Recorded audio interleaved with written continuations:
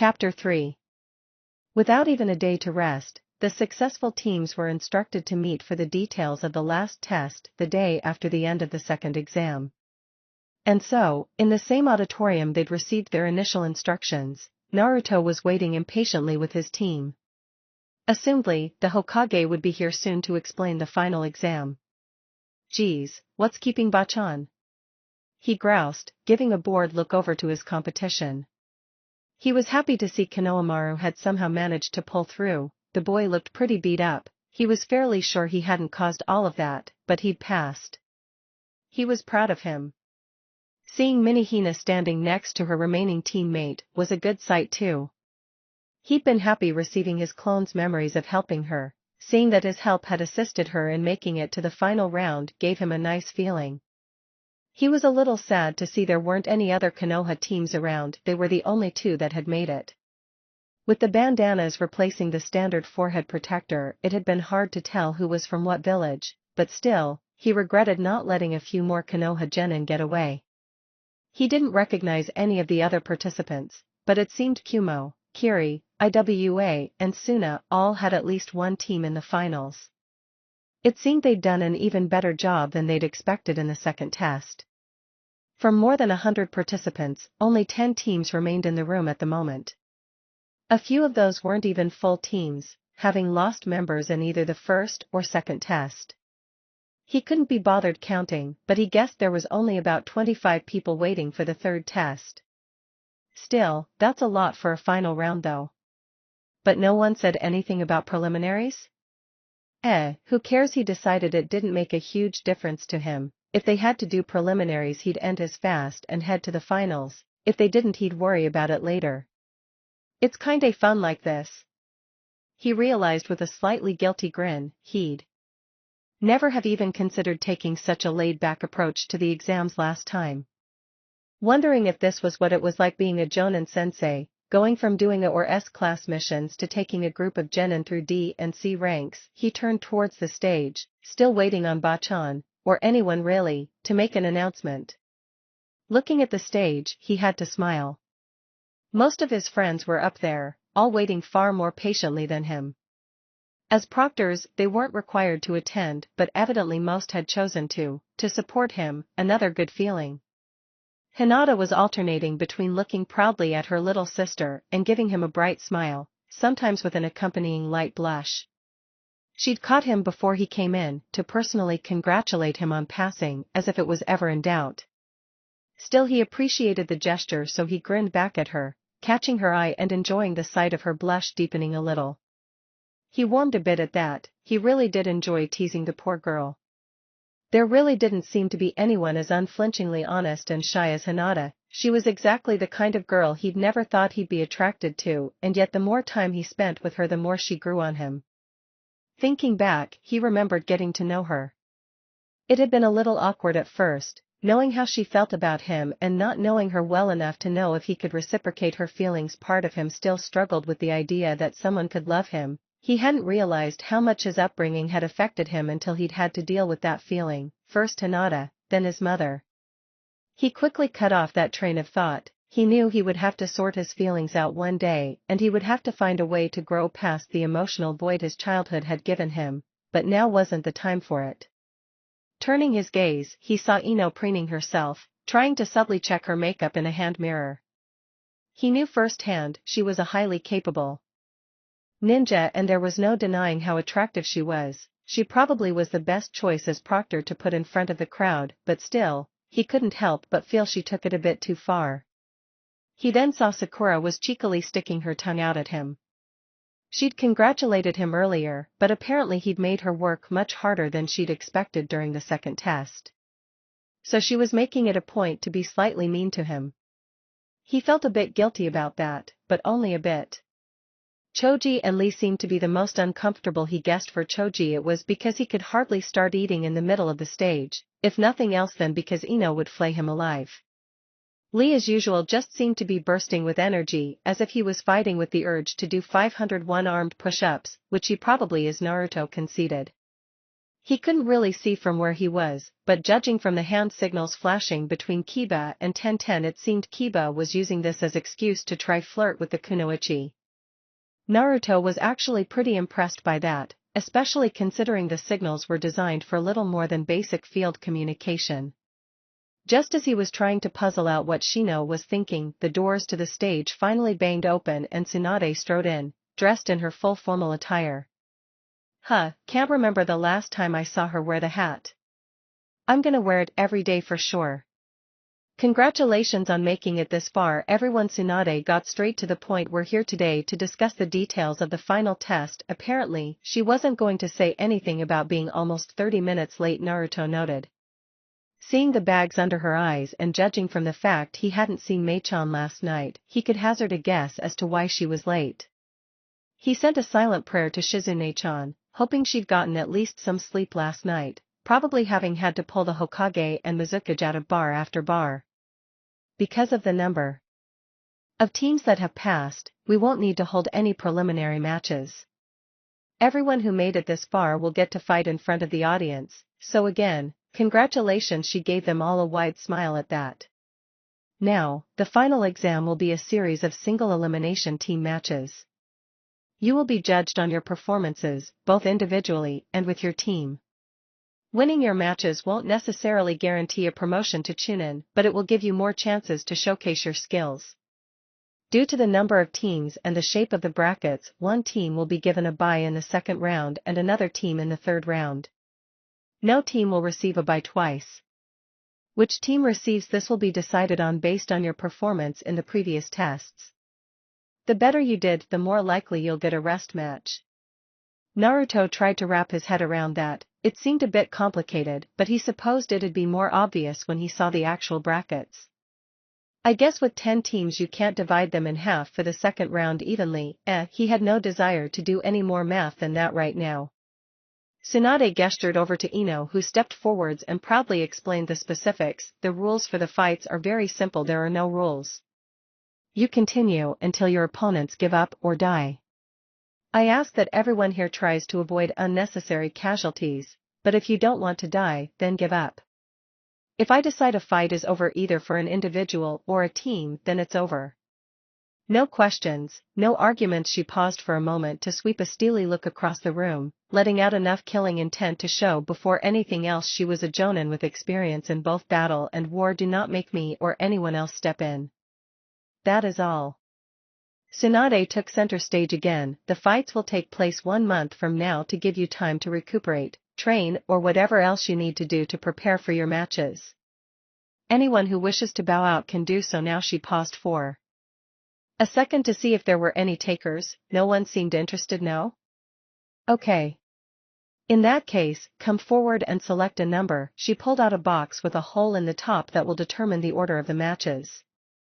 With only 10 people to draw, the selections took no time at all.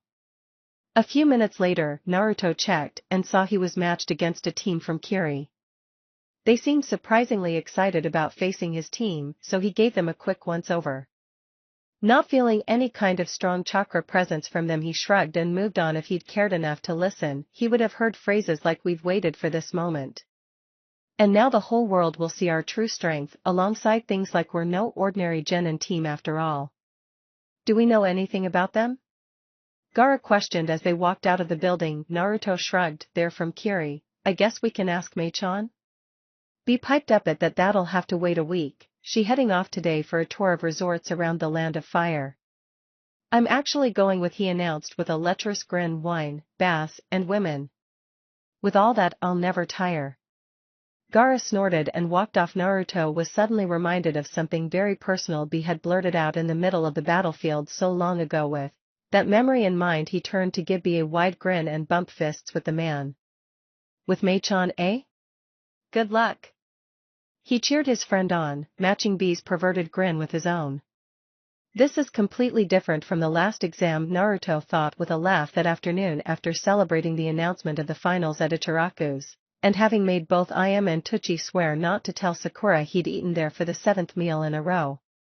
Last time we were all training desperately well, me and Sasuke at least. Sakura didn't really have much to do that month. He wasn't sure what she'd even gotten up to. Kakashi was off training Sasuke. I was getting thrown down a cliff by Erosenin. The thought of Jiraiya stopped him for a moment. He still missed his master terribly, although thinking of it did remind him of how he first met Jiraiya and that it wasn't originally Jiraiya that had been going to train him. In fact, Kakashi hadn't even known Jiraiya did train him. Not really too surprising, he thought, only slightly bitterly. He didn't even bother to come watch my match. No, Kakashi had arranged a different teacher, the closet pervert. Thinking of him suddenly reminded him of Konohamaru. I should go see what he's up to. He decided. Gotta make sure he's prepared for the exams after all. He looked pretty beat up this morning. It turned out to be surprisingly easy to find Team Ebisu. He knew where they met for team meetings, and it seemed that Ebisu had just dismissed them. Hey guys! He called out, running to catch up to them as they began to walk off. He winced at the surprisingly cold look he got from Moegi and Udon. Apparently they hadn't appreciated the setback he'd put on them in the second test. Konohamaru seemed even more wound up about it, jumping forwards and sticking a finger in his chest. Boss! You bastard! He screamed. Do you know how hard we had to work after you showed up? It was a nightmare.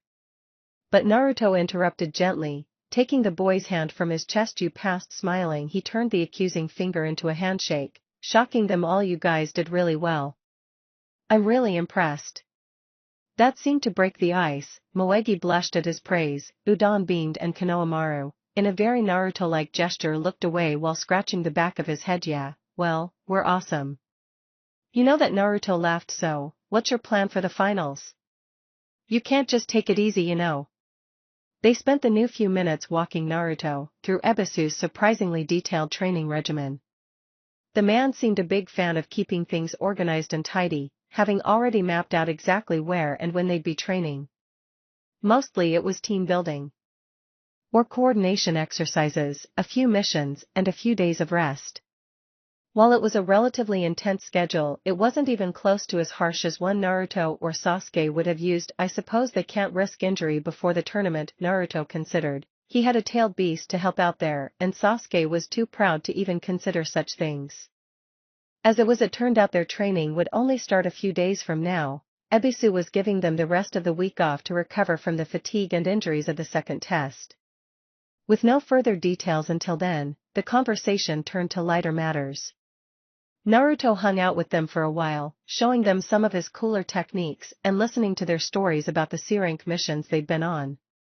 Eventually, the sun started to set and the group set off back to the main section of the village, splitting up as everyone went their separate ways until finally it was just Naruto walking Konohamaru back to the Sarutobi estate. The two chatted amiably, repairing the damage their egos had done to their friendship over their last two encounters. It wasn't until they were right outside the gates of the estate that Konohamaru mentioned the upcoming final stage again, turning to Naruto and finally asking what he'd clearly been thinking of for a while. Hey boss. I know you're probably gonna be busy over the next month or so, but Naruto grinned, guessing where this was going. You want me to give you some training outside of your team training? Yeah. Konohamaru was suddenly bursting with energy at that. You gotta make it up to me, after almost causing me to fail the last test. He laughed. It honestly really was a nice feeling, almost nostalgic in a way, bringing back half-forgotten memories of the discussion he'd had with Shikamaru after he'd lost Erosenin. Sure. I should be around most of the time. I'll teach you some things. They both grinned at that. It was nice to have things back to how they used to be. Konohamaru hadn't had many chances to properly train under Naruto, but they'd always been fun. Doing it seriously over a whole month sounded great. Even as exhausted as he still was, he was sorely tempted to demand to begin right then. Luckily, pragmatism won out when his mom saw him standing outside and called him in for dinner. So he simply gave Naruto a copy of the schedule Ebisu-sensei had given him and waved goodbye. Naruto simply pocketed the schedule and walked off happily. Yup. Definitely nothing like the last exams. I guess it's my turn to be Erosenin this time. He thought about that for a moment. Maybe not. He didn't have any desire to spend the month peeping on women and writing porn, plus Toad sage or not, he didn't have permission to let other people sign the Toad contract yet. Well, either way, it'll be fun. Good practice for if I ever want to be a Jonin sensei too. He wasn't the underdog this time, he wasn't facing some clan elite with an extra year of experience on him, and while he never slacked off in his personal training, it was just a completely different experience going in knowing there wasn't anyone in the exam that gave you even a moment's pause. The next few days fell into a comfortable rhythm. Naruto still didn't have any missions or much to do during the day, so he spent most of his free time either hanging out with his friends or training with Gaara. Whenever Konohamaru had energy left after team training or was given a day off, Naruto made an effort to train with him. Naruto quickly found he had no idea how to teach except practical lessons, so most of their time was spent sparring. He had made it his mission to help Konohamaru think up plans or tactics on the fly in much the same way that had made Naruto famous as being unpredictable. It came natural to him and he wasn't sure if it could be learned, but at the very least it had helped the boy get a grasp of instinctive strategies. Whenever they took a break from that or when Konohamaru was too beat up from team training for sparring to be a good idea, they worked on the Otama Rasengan. Konohamaru's control is much better than Naruto's had been at the same age, it was almost as good as Naruto's was now. Unfortunately he simply didn't have the same level of raw chakra reserves. To a normal person a Rasengan alone was a costly technique. Practicing the steps towards an Otama Rasengan turned out to be great training for increasing his chakra reserves, even if it was unlikely he'd master it in time for the exams. They'd discovered early on that at the moment anything more was out of his league. While his control was good enough, anything more advanced would need more Kage Bunshin and the drain was simply too much. One attempt at a double Rasengan had quickly proven that the resulting chakra exhaustion scare, which had caused a supremely pissed Sakura to drag him into Tsunade's office so they could both yell at him for being so irresponsible, was enough for a lifetime. Yeah, Naruto shuddered a bit at that memory. Sakura-chan can be very scary sometimes. It had been a little over a week since the second test, so having become pretty comfortable in his new routine, Naruto was surprised when he was disturbed from his lack of progress with the latest seal he was working on by a knock at his door. Seal masters being as obscenely rare as they were, rare enough to destroy a nation over, sealing was something he had no real formal training in. He'd taken it up as a bit of a hobby, and found it came quite naturally to him. Unfortunately, it was still an incredibly convoluted and complex art, something which caused him no end of frustration when his improvised, or in his words, Naruto Uzumaki method, seals tended to have wildly varying effects. Taking a moment to draw any chakra out of his failed creation, he stood up and walked to the entrance, wondering who would be visiting him. Konohamaru was training today, and he didn't remember having any plans with anyone else. Oh hey, Hinata-chan. Come in.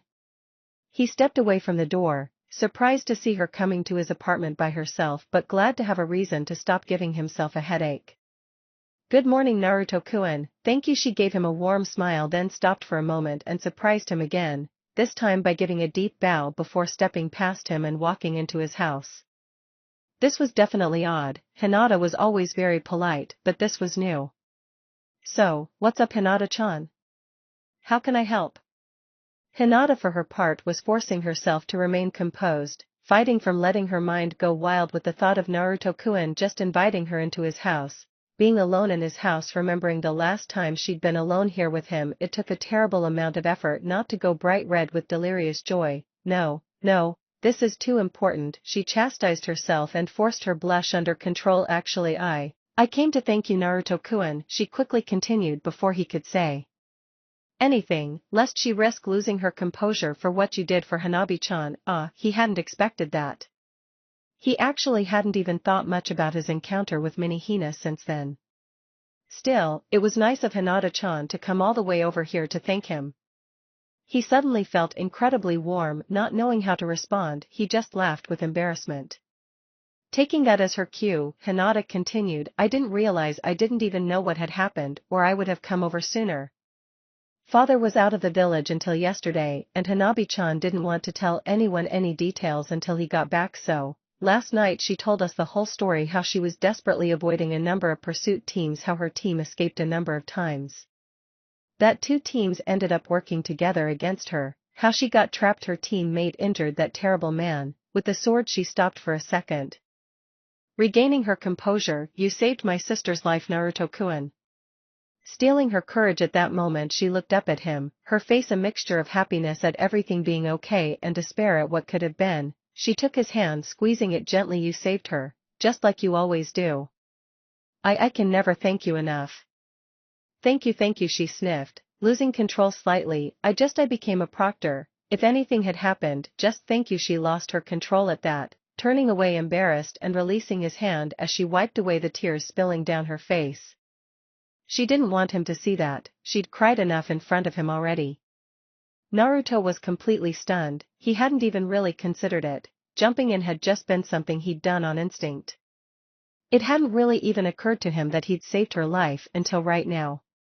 "Hey Hinata-chan," he said softly, reaching over and stroking her shoulder gently. "Don't worry about it. Of course I'd protect anyone precious to you." She seemed to cheer up at that, turning back to face him. "Once she started, Hanabi-chan couldn't stop talking about you. She was very thankful.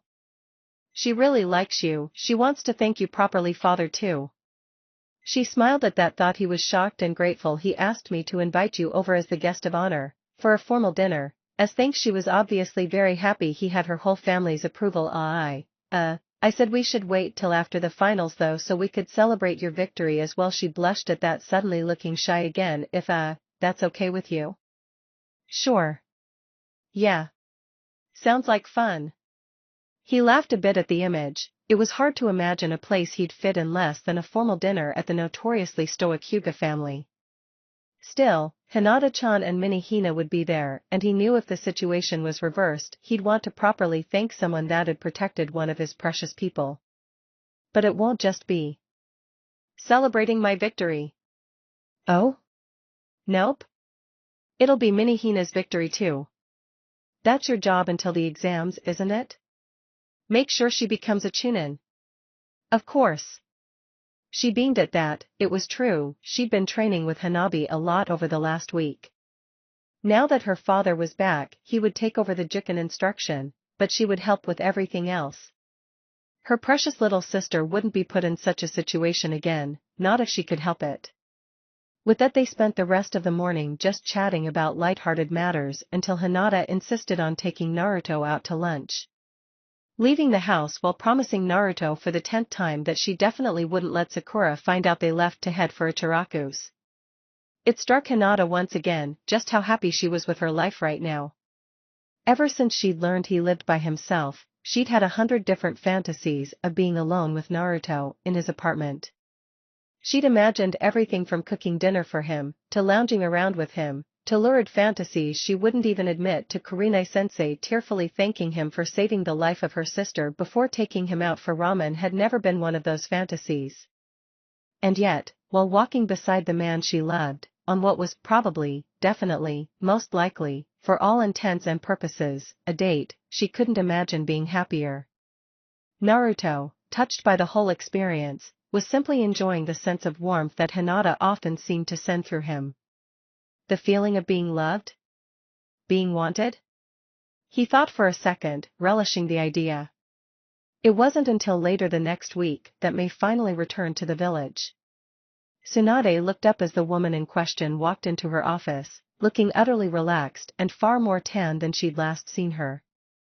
Utterly failing to restrain a surge of jealousy at the idea of a fellow Kage getting to spend a week traveling the land of fire, visiting resorts, getting drunk and lazing around, Tsunade knew she still had to be polite. "Welcome back, Mizuki-sama. I trust your travels went well?" "Oh, it was wonderful, Hokage-sama. It has been far too long since I've been anywhere in the land of fire. That resort you recommended near the Kagata Mountains, especially." Tsunade's eye twitched at that as she began tuning May out. She had mentioned that resort, but she'd never actually been able to stay there. It was the only place in the land of fire that would dare turn down her, the last Senju, for something as simple as rumors of bad credit. She'd been so mad at the time Shizune had to drag her away before she'd destroyed the entire place.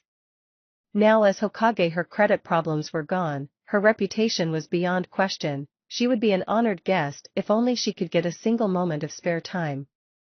Crying inside, she could just imagine the reactions she'd get from Shizune or the village leaders at even mentioning taking a week off to booze and gamble. That damn brat can't take this job soon enough, she thought, only slightly serious. She honestly loved being the leader and protector of the village. She took great pride striving for the ideals of said brat along with those of the memories of her lover and brother, just, all the damn tedious paperwork and meetings. Speaking of Naruto, Tsunade was already in discussion with a number of well-regarded photographers. They would be well prepared when he was finally ready to take the role the moment it sunk in that he'd be spending his life stuck behind a desk instead of out on the field, that almost all of his very long day would be nothing but paperwork and meetings. That moment, that look on his face, she planned to immortalize it forever. Hearing the sound of the door opening, she shook herself from that very familiar daydream. Looking up, glad for the relief both from the current forms and from the Mizuki's continuing story about her wonderful holiday, she saw Shizune escorting in a very familiar face. Ah, Yushima-san. What a pleasure to see you. This was definitely a good sign. Her day was getting brighter finally. This was her reward for spending all afternoon diligently doing paperwork. The large smile on her face was entirely unforced. Yushima Hideyoshi was one of her absolute favorite clients. He was a very rich businessman dealing in, mostly legal, trades throughout the elemental nations. He took great pride in his business and staked a large amount on his reputation. In simple terms, it meant he refused to let his trade routes be disrupted and was prepared to pay for the best to achieve that. For her, this meant that a mission that could probably be given as a B rank to a Chunin or small Jonin team was instead listed A rank and typically given to one of the more famous ninja, usually as a reward for good service. He wanted to pay for the extra security and enjoyed the image of the famous ninja protecting his business. Her ninja liked easy missions with high pay, she liked safe ninja and lucrative missions. It was hard to imagine a better client. Standing, she addressed the man. This is actually marvelous timing, Yushima-san. With the Chunin exams going on at the moment, most of our strongest ninja are available on short notice. I believe even Sharingan Kakashi and Might Guy are free currently, or perhaps Yamato. You may have heard he has the extremely rare Mokuton bloodline. The idea of letting a client choose their team was ridiculous and should never be allowed. It put ninja in danger and misallocated resources. Team allocation was the Hokage's job and no one else's. On the other hand, if said client was willing to pay to have a few groups of Yakuza wiped out as an A-rank mission with a 20% bonus for a fast, effective job, well, every rule had exceptions. Ah, if you'll excuse us, Mizuki-sama. She liked the woman, sure. But it was difficult even looking at how tanned she was when poor Tsunade had to spend all day inside. Unfortunately, just as Mei was standing to make her exit, the client in question interrupted. Actually, Hokage-sama, my apologies. I was sent here because I was told this was where I could find the esteemed Mizuki-sama. He turned and favored her with a respectful bow. Tsunade's jaw dropped. He continued, Konoha has always provided me with excellent service, of course, Hokage-sama, but he turned back to Mei. I've got quite a large problem this time. You see, it seems a number of Yakuza groups have banded together and are causing problems all over the Shirohima region, and well, I've heard such amazing things about Team Terumi. I was hoping to recruit them for an S-rank mission. Mei looked absolutely predatory. Why, of course, sir. They are completely free at the moment. Why don't we move this discussion to my hotel? Tsunade could only watch, stunned, as the man who was one of the single most lucrative clients for the village walked away. Mei turning for just a moment to flash a beaming smile. Is it really true? The Kazekage, Killer Bee, even Uzumaki, Naruto, they all answer to you? Despite their villages? Oh, completely. That is to say, without me, the team wouldn't exist. You know, it was Naruto himself who. Mei's voice drifted away into the distance as Tsunade sank back to her mounds of paperwork, wondering exactly what the political ramifications for having the Mizuki assassinated would be. The next few weeks passed quickly for Naruto. Team Terumi ended up being sent on several missions, mostly bodyguard or similar work. Businessmen or political figures took full advantage of the opportunity to have four of the most famous ninja in the world, two of them current ruling Kages, associated with their interests. It was pretty light work for the most part. Mei, as the Jonin sensei, treated it as an extended vacation, typically leaving the team to their own devices as she wandered around the various tourist spots or spent the day drinking, Or lazing about pretty much how he always envisioned Bachan if she were a Jonin sensei, except without the gambling. Still, Mei-chan was an amazing negotiator and the team's prestige came at a premium. The pay was very good, typically more than he'd usually get even from an S-rank mission. So Naruto didn't complain, well, not too often at least. They'd even done a few missions on behalf of Konoha, Tsunade having argued angrily that having a foreign Kage running missions out of her village broke several treaties, and that she should have full rights to assign missions to Team Terumi as well. The pay wasn't quite as good. Naruto was amused to realize Bachan wasn't as good a negotiator, but it did ease his guilt about doing missions on behalf of a foreign village. When he was in Konoha, he continued training Konohamaru as much as he was able. While the boy hadn't made much progress on the Otama Rasengan, the practice had strengthened his standard Rasengan visibly. More importantly to Naruto's mind, Konohamaru had been a quick study in his school of unexpected tactics and was now impressing Naruto with his ability to quickly improvise on the fly. Then, before they even noticed it, the month was over and the final exams were the next day.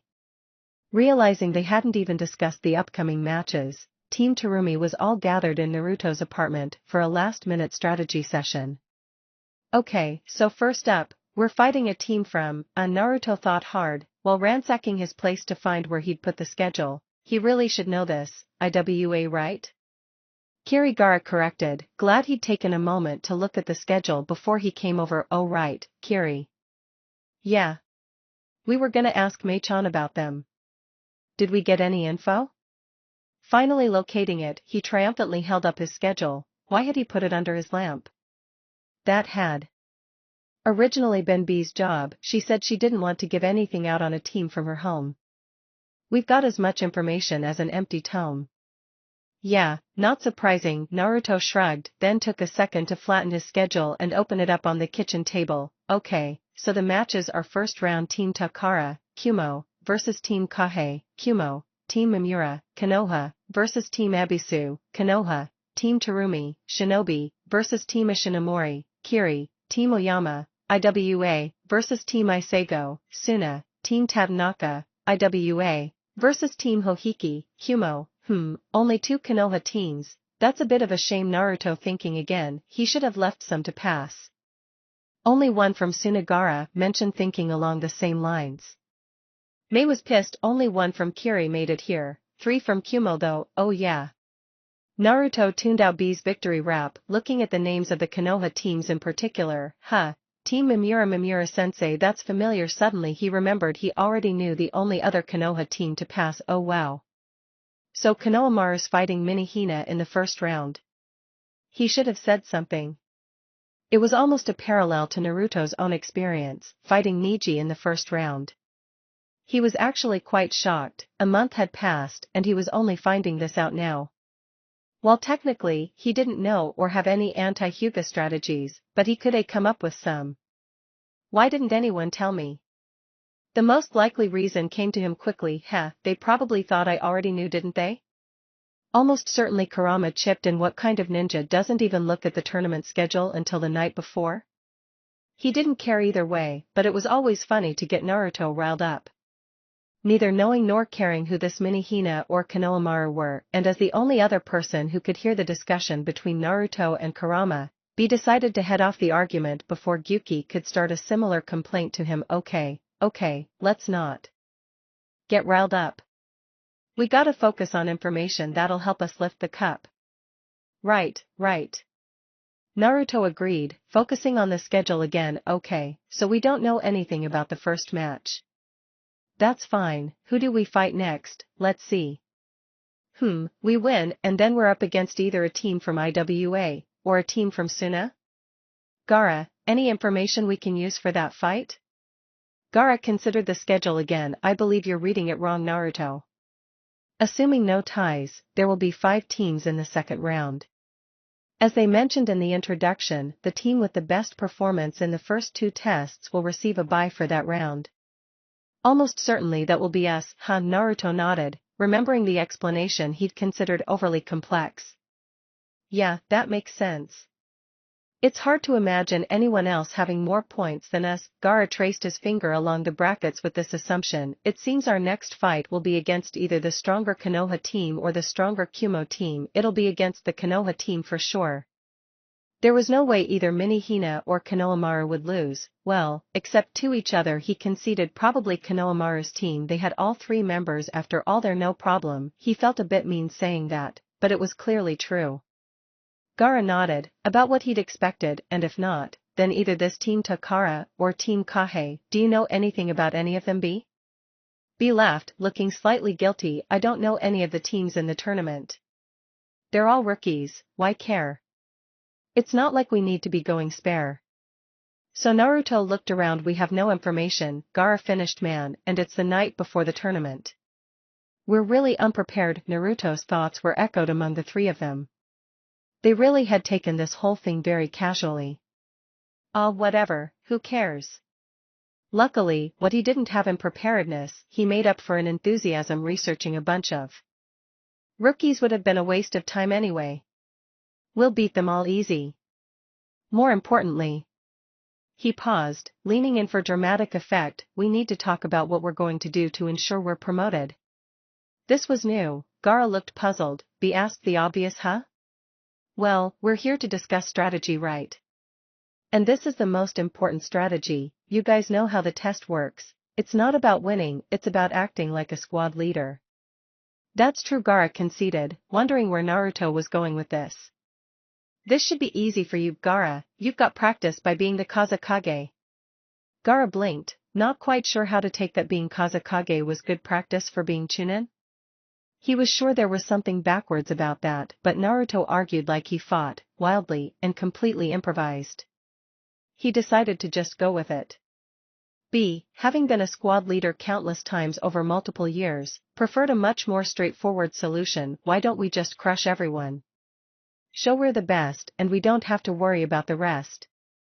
Naruto emphatically shut that down, because it's not based on just strength.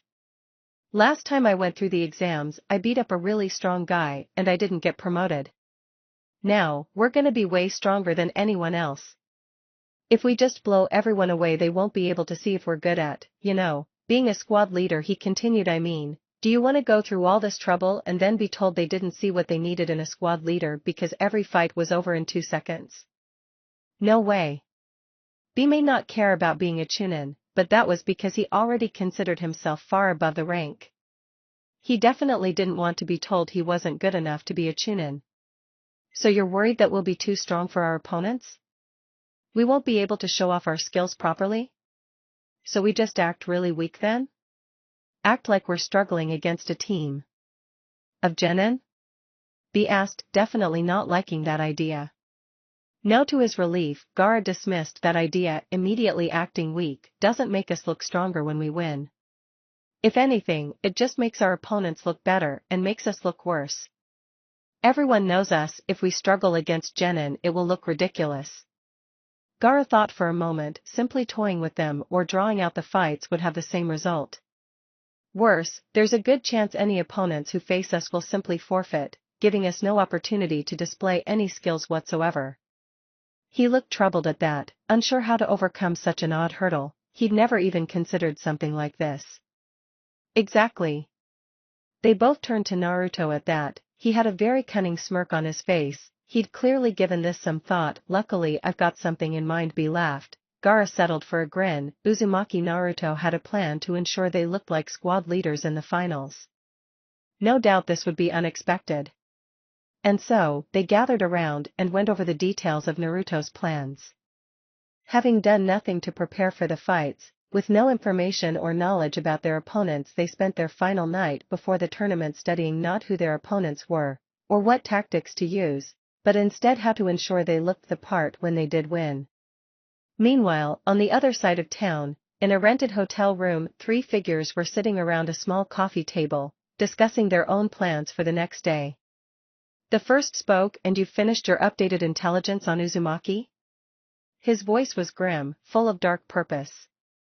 Yes, the second answered, pushing a stack of papers across the table. He was hard to track down, having spent so much time abroad this month, but I got some useful information from rumors as well. That should be a comprehensive dossier of every one of Uzumaki's abilities, he scoffed and continued, and there. Countermeasures, a complete guide to kill Uzumaki Naruto. Good, very good, the first voice spoke again, his voice twinged with excitement. He turned to his other companion and the other two. His so-called team?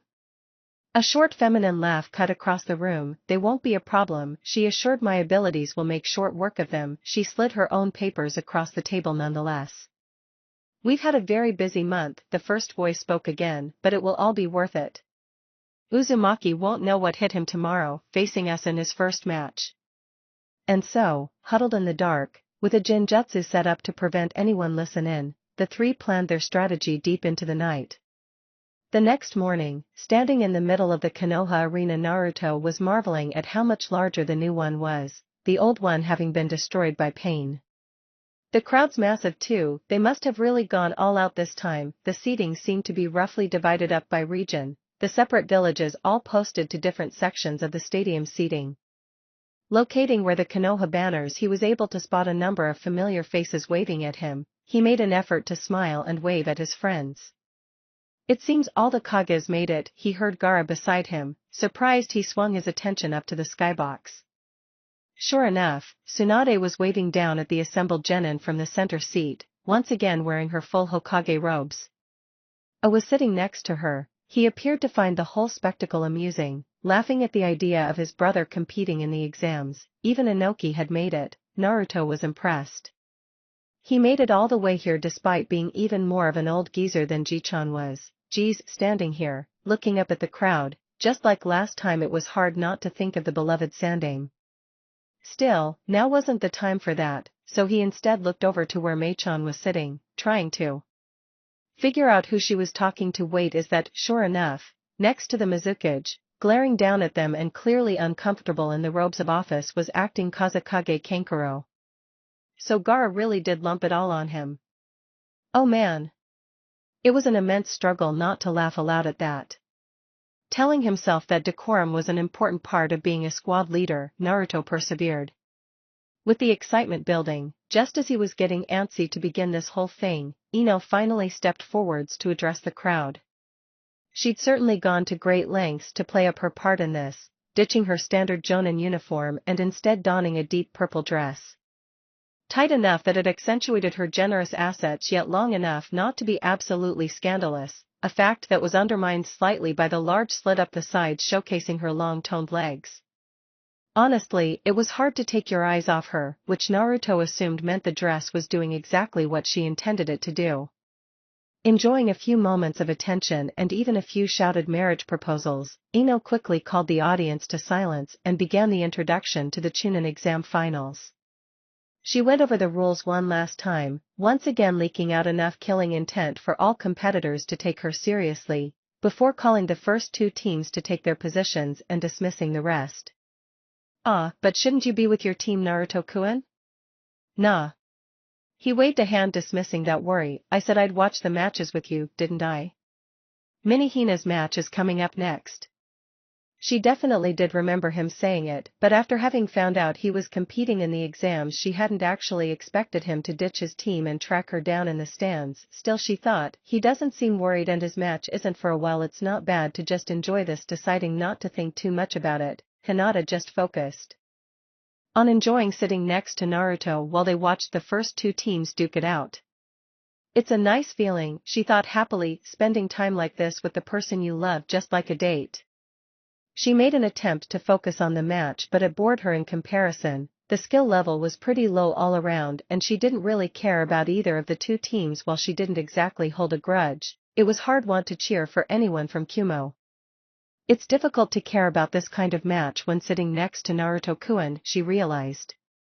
So she contented herself in tuning the match out and sneaking glances at Naruto, who was now happily helping himself to the snacks she'd made for herself. Wow! He called out, after demolishing half a tray of rice balls and reaching for a container of takoyaki, these are really good. Yeah. You're a great cook. After that remark, she barely noticed the rest of the march. With all the blood in her body having gone to her face, she spent the rest of the time in a happy daze, offering her the rest of the food she'd made. Cooking for Naruto-kun, thoughts of meals or picnics or cooking for him in their home. Her mind threatened to shut itself off at that last thought. Needless to say, despite the quality of the participants, Hinata thoroughly enjoyed herself during the first match. "Oh. Here they come." His words snapping her back to the present. Hinata quickly stopped wishing she had more food to feed Naruto, instantly put all her attention into hoping for the well-being of her younger sister. The second Ino announced the start of the match, Hanabi's team burst forth with unexpected ferocity. Clearly being a man down, they were hoping to take the initiative from the start and finish the match as soon as possible. "Whoa. She's really fired up." Naruto cheered as Konohamaru desperately replaced himself to avoid being taken down instantly with pinpoint tenketsu strikes. The match flowed back and forth like that over the next 10 minutes, Hanabi bravely charging forward with all her strength while her teammate attempted to assist with long-range ninjutsu and a handful of basic genjutsu. If they had retained their third member, the match may have easily swung in their favor, but, as it was, the extra experience and teamwork on the side of Team Ebisu left them mostly in control of the match. Konohamaru and Moegi were trading off with close quarters taijutsu and ninjutsu as much as was safe against the Jukin, while Udon focused on countering any genjutsu and using thrown weapons to keep Hanabi from advancing safely. "She's working so hard," Hinata finally spoke up, having simply been gripping the edge of her seat with all her might till now. "She's doing so well, yeah." Naruto enthusiastically agreed. "Konohamaru's like a little brother to me. It's like our little siblings fighting out there." He grinned, excited. "Come on. We gotta cheer them on." So saying, he stood up and walked to the edge of the balcony, grabbing the railing and leaning over it, screaming with all his might, "Yeah. Come on. Konohamaru. Go. Go." Hinata looked on guiltily. She'd never even considered doing such a thing. It just wasn't done. A main house Hyuga leaning over the railing screaming at the fighters, like some kind of thug. Her father would have a heart attack. And yet the desire to do exactly that, to join Naruto cheering on her sibling against his, it was so strong she was biting her lip to control herself. And then suddenly she was back. Years ago she was back in her old self, facing the cruel words of her beloved cousin. About to give up, knowing exactly how the fight would play out, knowing it would be an embarrassing and incredibly painful loss. She was back, feeling the strength, the power, the sheer belief flowing through her from Naruto's unbending encouragement. His belief in her even when she had no belief in herself, even when she was just a bloody mess on the floor, giving her the strength to stand even as her body shut down. And before she even knew it, she was beside Naruto. She was leaning over the railing, gripping it with all her might and screaming at her precious little sister to fight. To stand strong. To win. Hanabi had been fighting a desperate losing battle for almost 15 minutes. She was exhausted, even through the adrenaline. She could feel her body slowing down. Her training over the past month had focused solely on making up for the missing teammate, emphasizing quick charging, closing the gap in the blink of an eye and shutting down her opponents instantly. Her sensei and her father had both stressed over and over again that their best chance would be in taking down at least one opponent the second the match began. She'd aimed to take down the opposing team's leader right from the gate. As it was now, she wondered if that was a critical mistake. Her research over the break pegged him as both the linchpin of the team and the best fighter. Cutting off his tenketsu would have crippled them if only he wasn't so damn slippery. Even with Yosuke backing her up, she couldn't manage to land a single solid blow on the boy. A forward charge would end with her in an ash cloud, drawing him out by attacking that damn Kunoichi and his team, and she'd find herself fending off a Kage Bunshin before having to dodge a barrage of thrown weapons. Even attempting to get to the boy at the back of their formation had been futile, his ranged techniques and his team's support easily cutting off her advances. She was a frontline fighter, experienced in the strongest taijutsu in Konoha. None of his team had landed a single solid hit on her. That was to be expected. She would be shamed by anything less but being led around like this. She knew she was about to lose. "Hanabi-chan. Fight. You can do it." Hinata-ne-chan? The words caught her completely by surprise. Being so close to the edge of exhaustion, she could barely register what her sister was saying. All she knew, all she cared about was her silly, shy, caring sister was calling out to her, screaming for her, yelling over the rest of the crowd. And, just like that, Hanabi felt her exhaustion ease just slightly, her strength returned just a tiny amount, and just like that Hanabi saw the opening she'd wanted for so long. Yosuke had just managed to trap that kunoichi in his genjutsu. She recognized it, the strongest one he knew. She'd be out for the rest of the match so long as no one broke her out of it. Their leader, Konohamaru she thought it was about to take down Yosuke. There was nothing she could do for him, he was too far away and completely exposed. However, in doing so Konohamaru had overextended himself. He'd placed himself 3 steps too far forwards. That was the opening she'd fought so long to see, with the strength her sister had given her charged. No thoughts needed, Hanabi acted completely on instinct. Rushing forward as her teammate dropped, she kicked Konohamaru in the side, sending him crashing away, and unable to do anything but watch as she finally reached their final teammate, right when he was about to break the genjutsu on the kunoichi. They had thought her exhausted, her strength gone. They hadn't been expecting such sudden speed, the second wind her sister had brought her. The final member, that glasses-wearing boy, was caught flat-footed and dropped in a moment. 6 pinpoint tanketsu strikes to his chest and neck, ensuring he wouldn't interfere further. In less than a moment, the match had completely turned around. From 3v3, it was now 1v1, with 2 of Konoha's most famous clans facing off. The crowd roared their approval. Hinata screamed even louder. Turning and letting out a heavy breath, forcing her legs not to shake with exhaustion, Hanabi faced down her final opponent. She was standing between him and the kunoichi. He couldn't get to her to break the genjutsu, not without getting through her. She saw he looked exhausted too. She doubted the Kage Bunshin or ash clouds he'd been summoning had come cheap. Taking a moment to relax, strengthened again by the jubilant cheers she could scarcely believe were coming from her sister, she readied her stance. This would be the final moment. And she thought, I've got the advantage. I'm directly in front of his teammate, he can't risk using thrown weapons or ranged techniques. He would have to come directly at her. Her Byakugan would see any movement and her Juken would ensure her victory. This would be her win. That was why Hanabi was completely surprised when, once again, she was completely unable to predict Konohamaru. Rather than coming straight at her, or even trying to flank her, he simply stared her down, took a deep breath and blew out one more ash cloud, this one directly ahead of himself, before stepping inside it, hiding from her sight. Saturated in chakra as it was, even her eyes couldn't penetrate it. She could see slivers of movement but nothing else. But he can't see anything from in there either. He's preparing something? Having no ranged techniques and no ranged weapons left, she had no choice but to wait.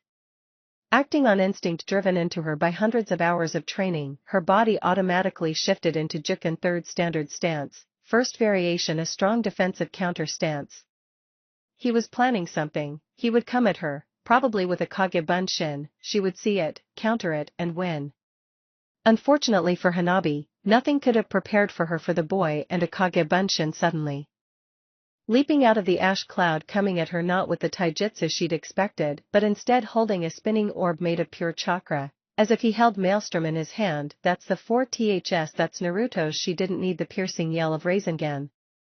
That filled the stadium to recognize the danger coming at her. Again acting on instinct built on years of training, her endless instruction, Hanabi didn't think, she simply reacted. Shifting her feet, sucking in her breath, she drew the last of her reserves, pushed her chakra out and let loose her own shout to match his Kaiten. Niji was without question an absolute prodigy, the kind you would be lucky to see once every handful of generations. To learn the Kaiten at his age alone was amazing, to learn it without being trained in it was unprecedented. In the entire history of the Hyuga, there was perhaps a handful with comparable talent. Hanabi was brilliant. She took to the Juken well. She was incredibly advanced for her years. She worked hard and struggled through any pain or exhaustion to meet the demands of her father, of her clan. Unlike Niji, Hanabi had been shown the secret Juken steps taught only in the main house. She had been trained in the first stages of the 64 palms, and taught the basics of the Kaiten. For Niji to complete the Kaiten at 14 was unprecedented. For Hanabi, even with training, to do it younger was incredible. Unfortunately, Niji was a prodigy. Hanabi was merely brilliant. Niji's Kaiten was complete. A perfect Kaiten. Hanabi's was not. What she managed was without question an impressive feat. To come as close to a perfect Kaiten at her age and experience was incredible. Yet in that moment all that mattered was that Hanabi's Kaiten was flawed, the chakra distribution not even, the rotation not fast enough, the movement of her hands off by a few degrees, her feet placed an inch too far apart. Hitting her Kaiten, the Rasengan was slowed, dissipated and even partially misdirected, however it wasn't stopped. After putting up an incredible showing, Hanabi finished her first Chunin exam flying across the arena, unconscious the moment her head slammed into the dirt. WOA Naruto was beyond impressed, cheering out of his mind as he watched Konohamaru tiredly waving his victory to the crowds. The boy had improved beyond words. That fight had been amazing to watch. The plans he'd been using, the misdirections, the final act of bringing out your trump card to win the match in an amazing display. He grinned, it was like watching himself out there. Wow. Mini Hina Diha? He had turned to talk to Hinata-chan and was surprised to see he was talking to thin air and a few falling leaves. Oh, he smiled, of course. Turning to the arena floor he saw Hinata coming out of her shunshin, gently cradling her sister's head as she yelled for the medics to hurry up. It was hard to tell from this distance, but she looked to be okay at least. Hinata looked worried but not distraught. Mini Hina seemed to be stirring already, so he doubted she'd have anything except some bruises and a sore body. Still, to think the Rasengan against the Kaiten. What a fight! Liking both Hyugas and wanting to make sure Mini Hina was okay, he was sorely tempted to go check on her, but he restrained himself. It wasn't really his place and he'd just get in the way. He'd leave her to her sister and the medics, especially since I was just cheering against her, he thought with a touch of guilt. I'll go see her later. For now, he grinned, my match. Finally.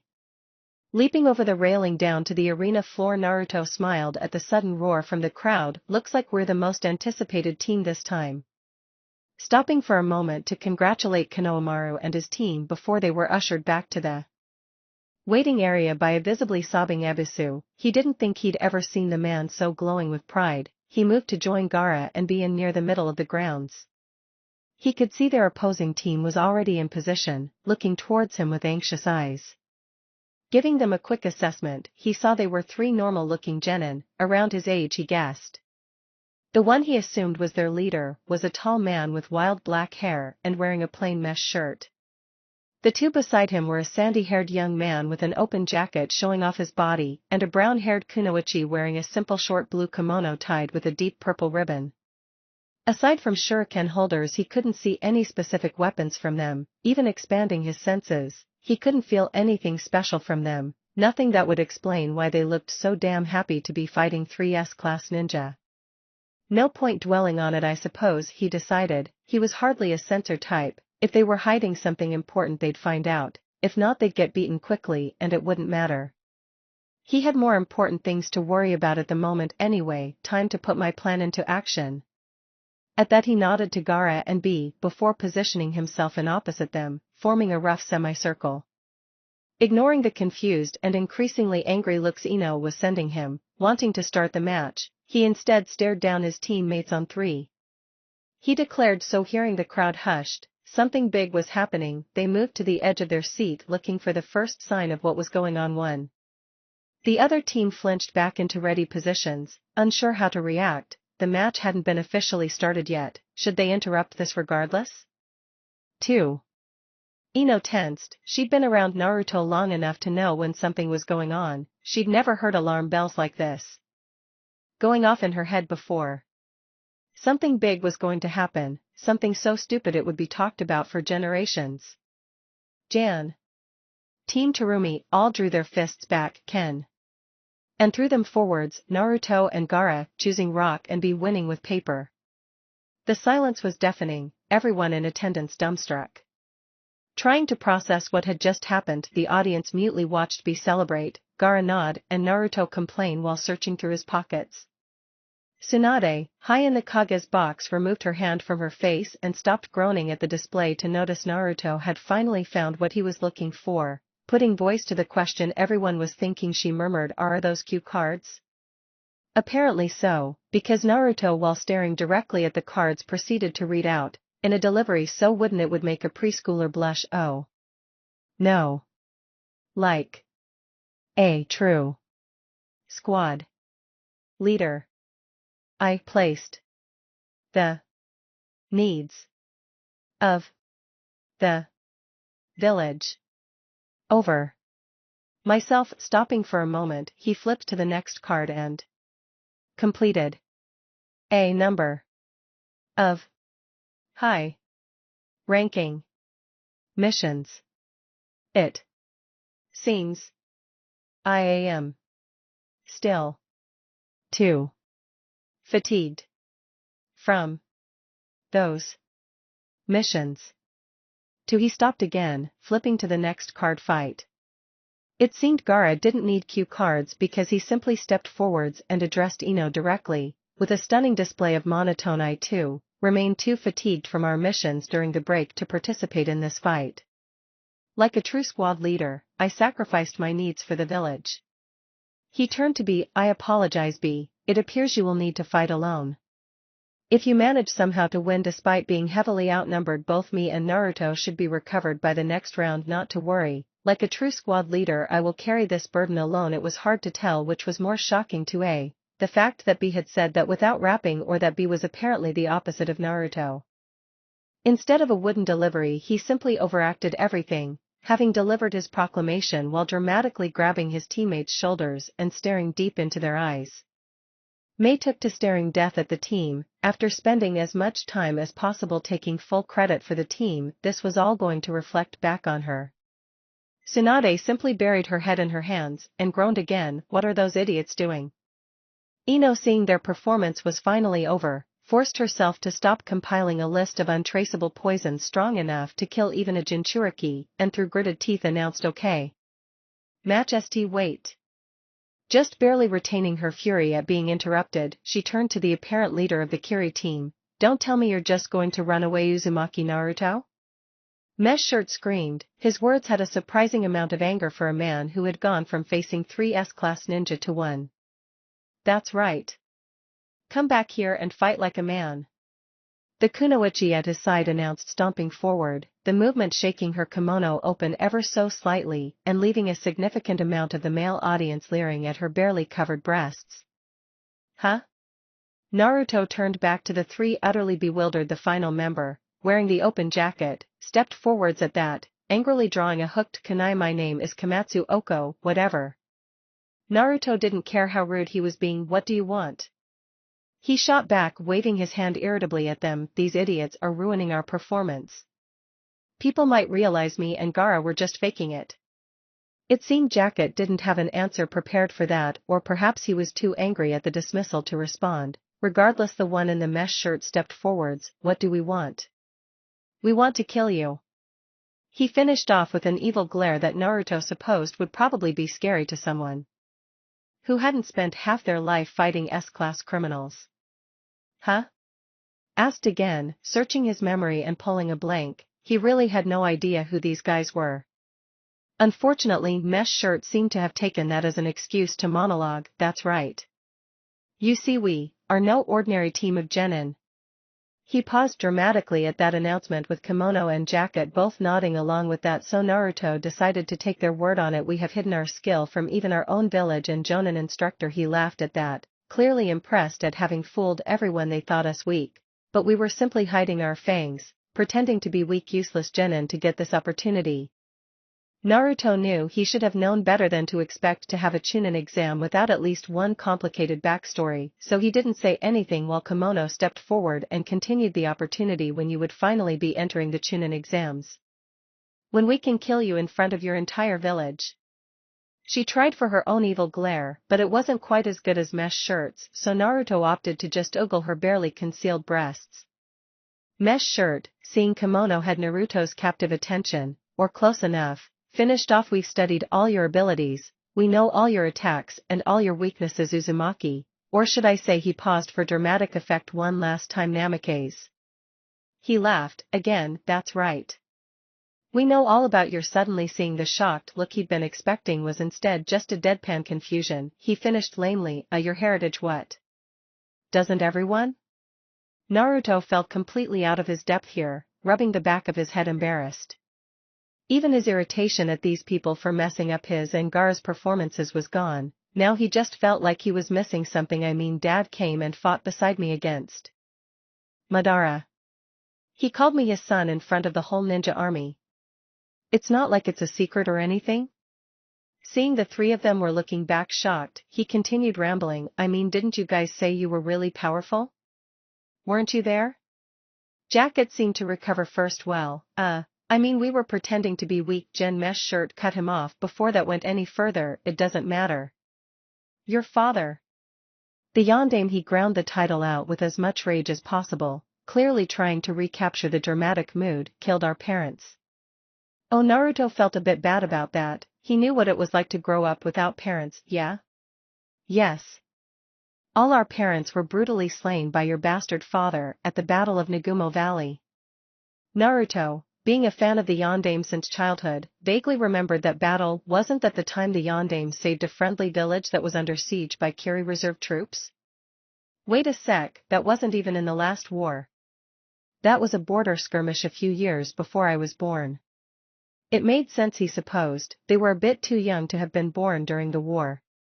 Regardless, his sympathies lessened at that. If you went around attacking villages in the Land of Fire, you had to expect that sort of thing. And now, Mesh Shirt was clearly on a roll. After years of training, of hiding our skills, we can finally have our revenge. Naruto blinked. Revenge? Oh right, the killing him thing. Well, it's not like I'm just gonna let you kill me. He felt bad for them, but not that bad. Kimono tried her hand at evil laughter again. You won't need to let us Namikaze. All of us are genius owners of incredibly powerful and supremely rare bloodlines. She pointed at herself. In fact, I'm the last remaining member of the legendary. Shut the fuck up. Everyone flinched back, the arena suddenly drowning in angry kunoichi killing intent. Ino had finally run out of patience. Naruto didn't think he'd ever heard Ino swear before. Judging by the death she was staring at him, he didn't think he'd ever want to again. Stalking towards the teams, making sure she had everyone's full attention, she raised her hand, instantly swiping it down. Match starts now. Naruto felt torn. He didn't want to risk Ino's wrath, and they obviously wanted to fight him, but still, fair was fair. Well, I mean, you're fighting B, so he walked away. This would be so much easier if he was better at Janken. Huh, looks like we're gonna have to cut down his companions first. Jacket piped up, raising his kunai menacingly. Don't worry, Kimono reminded them of their strategy. My abilities will make short work of this one. Mesh Shirt decided to simply glare menacingly. He'd expected a 3-on-3 battle. This would be easier than he'd ever dreamed. 15 seconds later, B was walking over to Naruto and Gaara shrugging his shoulders. Well, that was anticlimactic. Naruto sighed, looking at the unconscious Kiri team. It appears to be a self-fulfilling prophecy. Gaara spoke up, feeling philosophical. They appeared weak and thus were not given tough missions or training. Ultimately they became weak. Self-training only takes you so far. Naruto looked at B, who just shrugged again. Oh well, apparently they were really powerful? Maybe that'll look good on us becoming squad leaders? Bloodlines to a ninja are just another tool. Anyone who relies on them is a fool. B apparently didn't think much of that chance. Next round will be awesome though.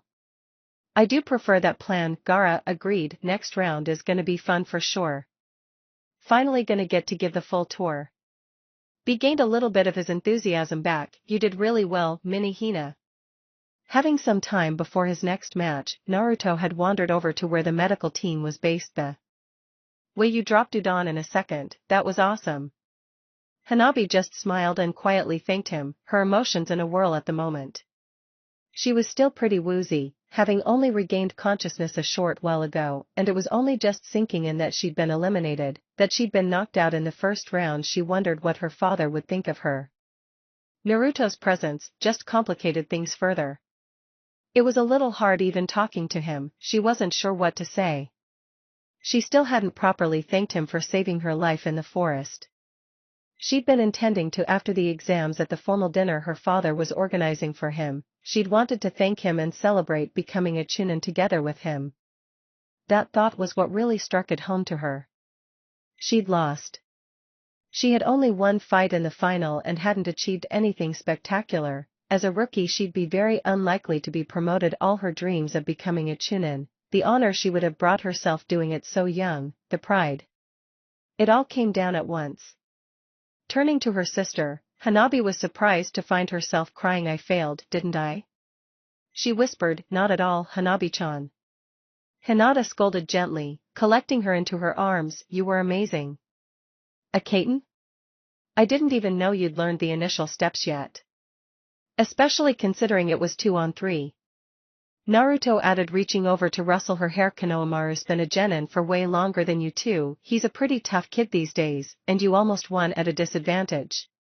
Cheered up slightly, Hanabi wondered aloud, isn't your match meant to be now, Naruto-san?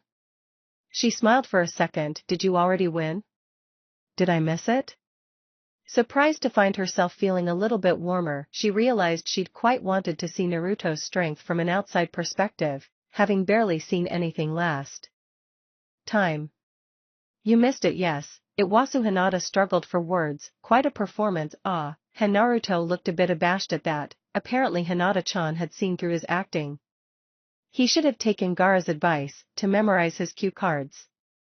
Deciding it best not to explain exactly what happened during his match, he spent the next few minutes just chatting with the two Hyuga ladies, making an effort to help Hinata cheer Hanabi up.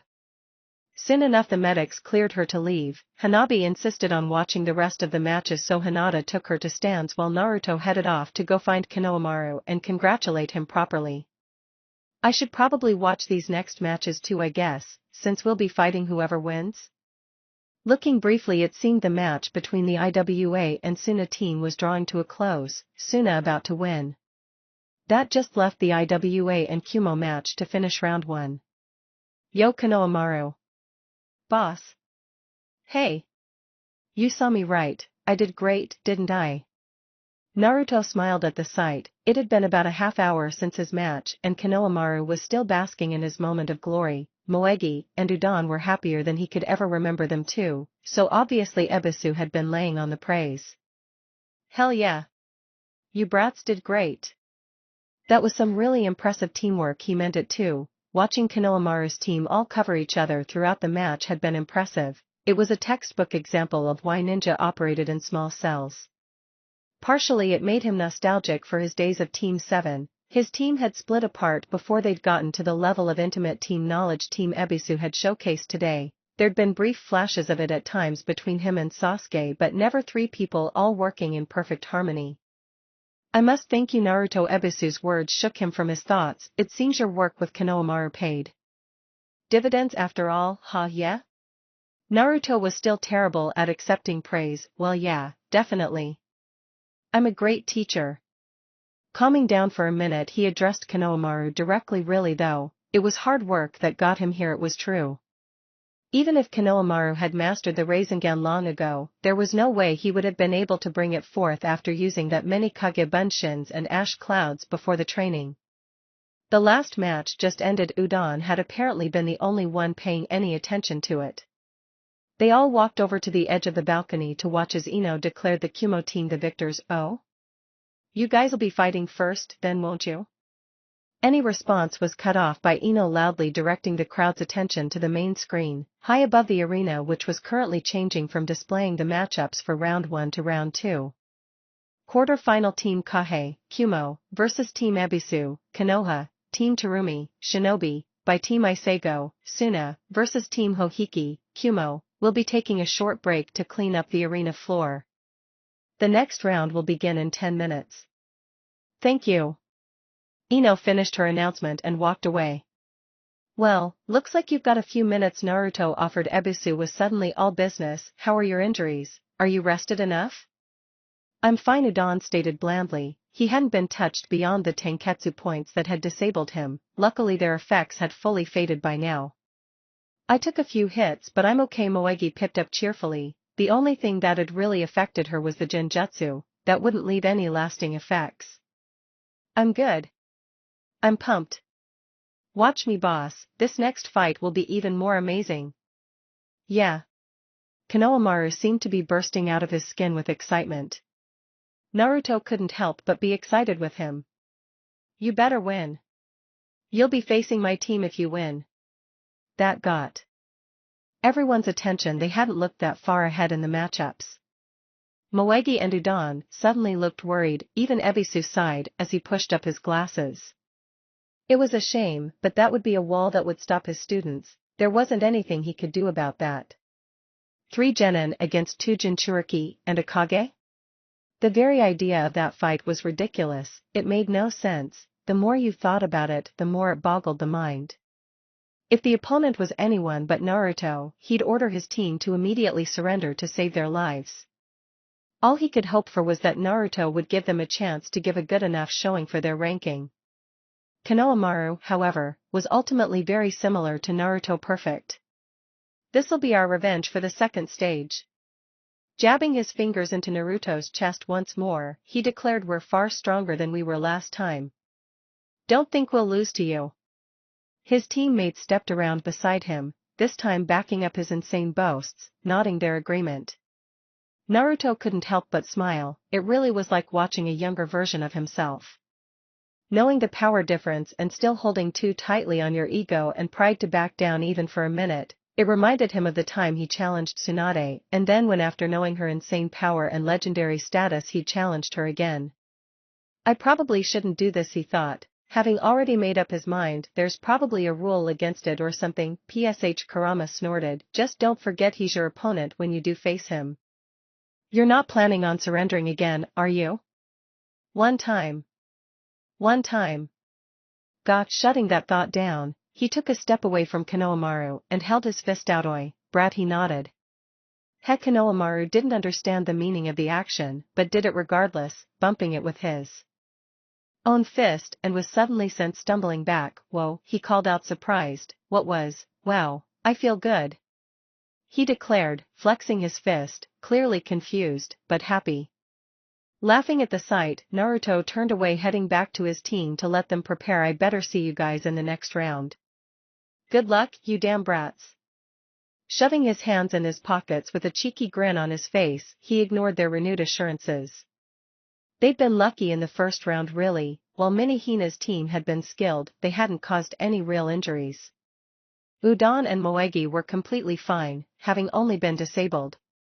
Even Konohamaru, the main target, hadn't taken any real damage through the fight. Unfortunately, being the main target had other drawbacks. As Ebisu had pointed out, Konohamaru had needed a lot of chakra to win. Naruto chucked, no idea how he was planning on fighting the next match with almost no chakra left. How much did you give him? Only a fraction. Just a drop, really. Said drop just so happened to be exactly enough to fill the boy's chakra pool. There was something to be said about being a master at chakra transference. I like that brat. It'll be interesting watching his match. He laughed at that. You like another Konoha ninja? Geez, you really are just a big softy, aren't ya? Hearing a deafening roar of anger coming from within your very soul was always an odd experience. Sitting beside Gaara and watching Konohamaru's next match turned out to be one of the most frustrating experiences in Naruto's life. Simply put, the team from Kumo had them outclassed. The actual skill levels weren't too different. If anything, Team Ebisu probably had a slight edge due to the sheer power of the techniques Konohamaru knew. The Rasengan was a game changer whenever it was brought out. Unfortunately, it was a game changer he never got the chance to use, because Team Kage had been watching the fight with Hanabi's team closely. Where Hanabi's team had focused on taking down Konohamaru, attempting strong direct actions to remove the biggest asset from the battlefield straight away, Kage was doing the opposite. Using the trees on the edge of the arena to maximum advantage alongside long-range ninjutsu, they launched hit-and-run techniques aimed at Moegi and Udon. Team Ebisu had wonderful teamwork and great team management. However, by splitting Konohamaru's attention between defensive maneuvers on both his teammates and being forced to avoid long-ranged right-hand strikes, Konohamaru had few chances to go on the offense. Moegi was in a similar situation, most of her skills based around close-quarter combat. She, like Konohamaru, relied on Udon's support and genjutsu to close the gap against these types of enemies, and with so much pressure on him, Udon had to spend most of his time actively dodging or parrying their strikes, no chance to maintain the precise control needed by Genjutsu. B. Knowing Naruto's relationship with Team Ebisu and having no idea who Team Kage even was, did make an effort to keep his cheering low, but it was obvious pretty early on that Kumo would be taking this round. Naruto simply spent the fight gritting his teeth and hoping for a sudden upset, a hidden strategy, something brilliant from the brats. Unfortunately, it wasn't to be. Konohamaru surprisingly, was the first to go down, having intercepted a strong right-hand technique aimed at Udon. He was paralyzed for just long enough to be intercepted by two of the Kumo team and dropped with lightning-fast taijutsu. Moegi managed to cut them off before they could retreat and return to their hit-and-run tactics, taking both of them on at the same time. She traded taijutsu and close range ninjutsu back and forth while Udon, finally having some room, created openings for her with rapid layered genjutsu and a few long-range ninjutsu of his own.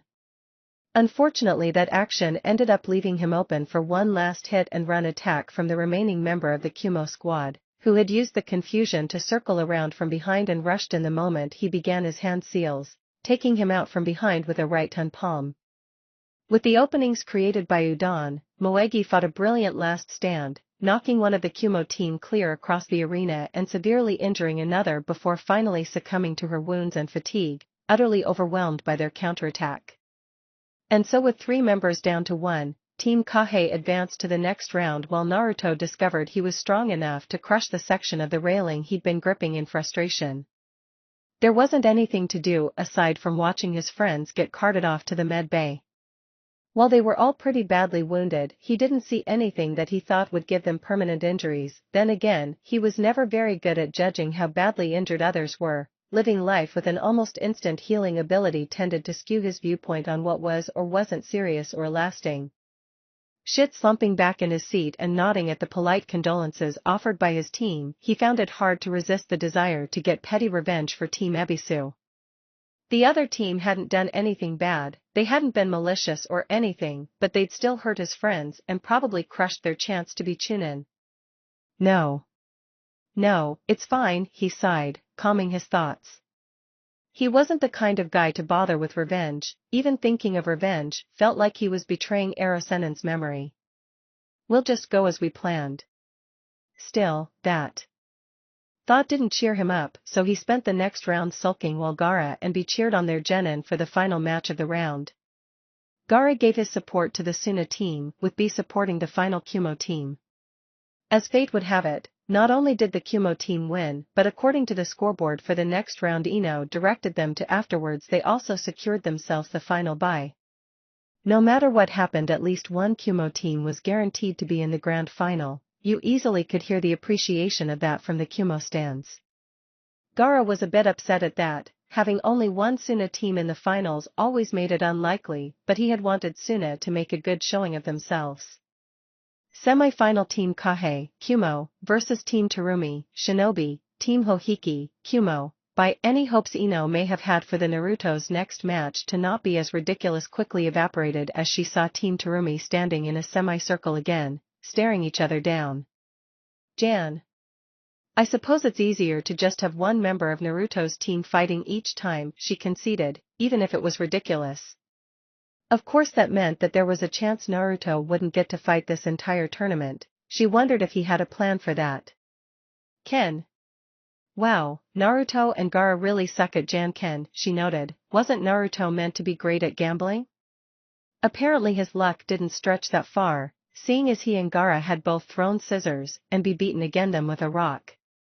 Everyone leaned forwards in their seats to watch what they assumed would be another performance, expecting Naruto and Gaara to bow out again. They were therefore surprised when, aside from some grumbling from Naruto at losing again, the whole team lined up ready for the match to begin. Ino, with a familiar dread forming in the pit of her stomach, the knowledge that very soon something incredibly stupid was going to happen, had no choice but to begin the match. Third round, match start. And that was the end of it. Everyone just blinked. 1 second the match had begun, the next Naruto was standing atop the body of one of their opponents, and the other two sprawled backwards behind him. Sage mode. Ino was looking at him shocked. She had no idea why he'd used Sage mode against a team of Genin. she hadn't even seen him go into it. He must have been gathering nature chakra as they waited for her to start the match. She realized even as a high-level ninja she'd only just managed to follow what had happened. She doubted the civilians would have been able to see a thing. And, since when could he use an orange flash in Sage mode? She noted his improvement, not seeing any Nine Tails chakra. Suddenly jolted from her thoughts, she realized she had a job she was meant to be doing alright. Winner TE, and to her annoyance, Ino was interrupted again. Wait. Oh no, my body, I can't control it. B was once again overacting. I must be caught by one of their jutsu. Finishing the act, he started making incredibly telegraphed attacks towards Gaara. Ino resisted the urge to bury her face in her hands. One look at their opponents clearly showed they were unconscious. Most of the crowd seemed to have come to a similar conclusion based on the dumbfounded expressions she could see. Oh.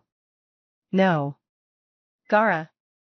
B has been caught in a mind control technique. Naruto was once again staring directly at the cue cards in his hands. It seems to win.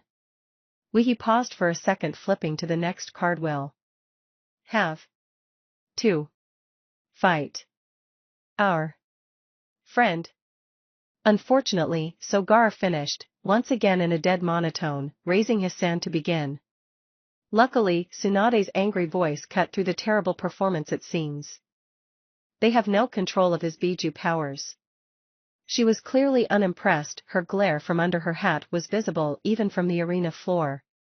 Still, she seemed to be allowing the performance to continue. Naruto grinned and cracked his knuckles. Of course, Ino was even more shocked at that. Tsunade-sama is helping them? She's letting this continue? A second later she realized why. Well, I suppose it might be a good show, and without the Eight Tails power it shouldn't be too dangerous. So giving up, she simply dragged the three bodies of Team Kage off to stop them from being caught in the crossfire. The crowd, initially bewildered at the performance, quickly realized exactly what they were being offered: a battle beyond anything you'd ever see in a Chunin exam, beyond anything you'd ever see even in the highly exclusive Jonin exams. A Kage and the Nine Tails Jinchuriki fighting against the Eight Tails Jinchuriki. Even without using their Biju powers, this was a matchup you would never see the likes of again. The excited roar of the crowd was drowning the stadium before the first punch was even thrown. The fight was brutal, it was fast, it was decisive, but most importantly, it was decidedly one-sided. For all B's immense skill and experience, unlike both Naruto and Gaara, almost all his training had been focused around his status as a Jinchuriki. Naruto had been a ninja first and a Jinchuriki second. Gaara had simply been too unstable for most of his life for it to be worth risking training him to draw on his Biju's power. So, while for Naruto not using the Nine Tails chakra simply meant losing some of his abilities and power, for B it was like cutting off an arm. Having to stop himself from using partial transformation tentacles to block or avoid attacks meant constant conscious effort, which notably sapped his focus and dulled his reactions. That said, B would never be a pushover. Dispelling countless Kage Bunshins with chained ration techniques, or slashing through the encroaching sand with Samahata, he had the Kumo section of the crowd on their feet cheering their hearts out in seconds. Naruto showcased a significant amount of his versatility through genius manipulation of Kage Bunshin, henge, and distraction techniques, catching B out multiple times through double or triple bluffs. Gaara spent most of his efforts either supporting Naruto or redirecting B's counterattacks, stopping his advances through sand shurikens, hurting his movements through sand bunshin, and defending his attacks with sand shield techniques. Having no Biju of his own anymore, his chakra reserves, while significant for a man his age, were simply dwarfed by Naruto or B's, so control and support was the smartest route for him. The battle dragged on, back and forth over the better part of a half hour. High-level technique followed high-level technique back to the point where the crowd, rather than being shocked at seeing B perform a flawless 6-stage jumping lightning technique, were screaming for an unprecedented 7-stage technique. Rather than being blown away seeing Naruto use a double bluff of Kage Bunshin to set up a mid-size Raisin Shuriken, they were on their feet calling for more. B, while taking significantly more damage than either Naruto or Gaara, was still the second strongest Jinchuriki, and thus held amazing durability and significant healing factor. Simply put, for all the endless attacks they launched at him, those that weren't batted away by Samehada simply served to show just how tough B truly was. Nonetheless, he was breathing hard. B took a moment to create some space. You fools look beat. Isn't it about time to admit defeat? As far as B could tell, Gaara was still mostly fresh. Naruto had been doing most of the work so far. Still, if he could just get one good swipe on him with Samehada, that should be enough to force him to concede. They still had to win the tournament after all. They weren't aiming to do irreparable harm to each other. If he beat one of them, he would then surrender, claiming the jutsu had dissipated, but that would count as his victory. He smiled. He was beat, he was tired, he was bleeding, but it was a damn fun fight and he was enjoying every second of it. He intended to win. I believe it is you who should surrender. Why not save yourself the pain and stop here? Gaara offered diplomatically, knowing he would decline. Naruto didn't even wait for an answer. No need for that. I'll beat you in one more move. Gaara, see here, I've got a plan. Making a quick motion for Gaara to follow his lead, he dropped a smoke bomb and they were swiftly hidden in a cloud of white smoke. B created more space out of caution. He knew Naruto very well by now. They'd fought together multiple times and sparred together many more. He knew enough about Naruto to be wary of any plan the boy thought up. Naruto would be considered a tactical genius if only he could plan worth a damn anytime except on the fly. Still, he also knew Naruto well enough to know the basis of most of his plans. He was confident in his ability to see through them. Naruto never had much patience. The first attack should be soon there. Rolling to his left, he dodged a Fuma shuriken, in the same motion throwing one of his super vibrato blades to dispel it when it turned out to be a transformed Naruto clone. A familiar tactic. He knew Naruto well, he wouldn't fall for his plans easily. With no time to counterattack, he was surprised to find himself quickly pushed on his defense by a sudden barrage of sand attacks coming from Gaara. Assaulted from all directions with tendrils either attempting to slam into him, or catch him and slow his movements, dispelling attacks that close to the ground with Samehada wasn't feasible, so he was forced to waste chakra sending lightning surges into the ground to keep the sand at bay. Still, he knew Gaara wouldn't be able to keep up a constant barrage of attacks for long. Something like this was a diversion. He called out, suddenly noticing the three Narutos running directly at him. Gaara had been attempting to prevent him from seeing a double Rasengan, he realized quickly, with the main Naruto holding his hands back and two clones running directly behind him. There was nothing else it could be. He could instantly see that Naruto had made a mistake, or perhaps Gaara hadn't been good enough. Naruto was one step too far away from him. He had just barely enough time to counterattack and disrupt the attack. It would be close, he would only make it by a fraction of a second, but that moment was the edge between victory or defeat. B quickly brought his sword up and smirked at the charging Naruto. Boy, I know all your tricks. You need more than that with Killer B in the mix. So saying, he then abruptly jumped backwards, flipping in the air right over another set of Narutos set to land a double Rasengan on his back the moment he attacked the first set. Haha. Single bluff. Double bluff. Don't matter if you ain't good enough. Saying that, he ignored all the Naruto clones and showing off his insane speed charged directly at where Gaara was standing in the now dissipating smoke right at the conspicuous Naruto standing beside him. I know you, I know your plan. Everyone thinks only a fool attacks with their real self. So you bait with a clone and risk your health. To the audience struggling to keep up, the display was definitely impressive. Naruto defiantly appeared to have something planned, but it seemed B was seeing through him so far. But then, why was he attacking what he knew was a clone? But I knew. Moving so swiftly Naruto couldn't even react. He slammed Samehada down. The real body is you. Naruto stumbled back, horror-stricken. How? He grasped desperately at the huge gash forming down his chest, shocked. The crowd silenced. Naruto's plan had been seen straight through? Naruto, an almost legendary figure to many, had just been beaten? Kakashi raised an eyebrow. Tsunade reeled back in surprise. No.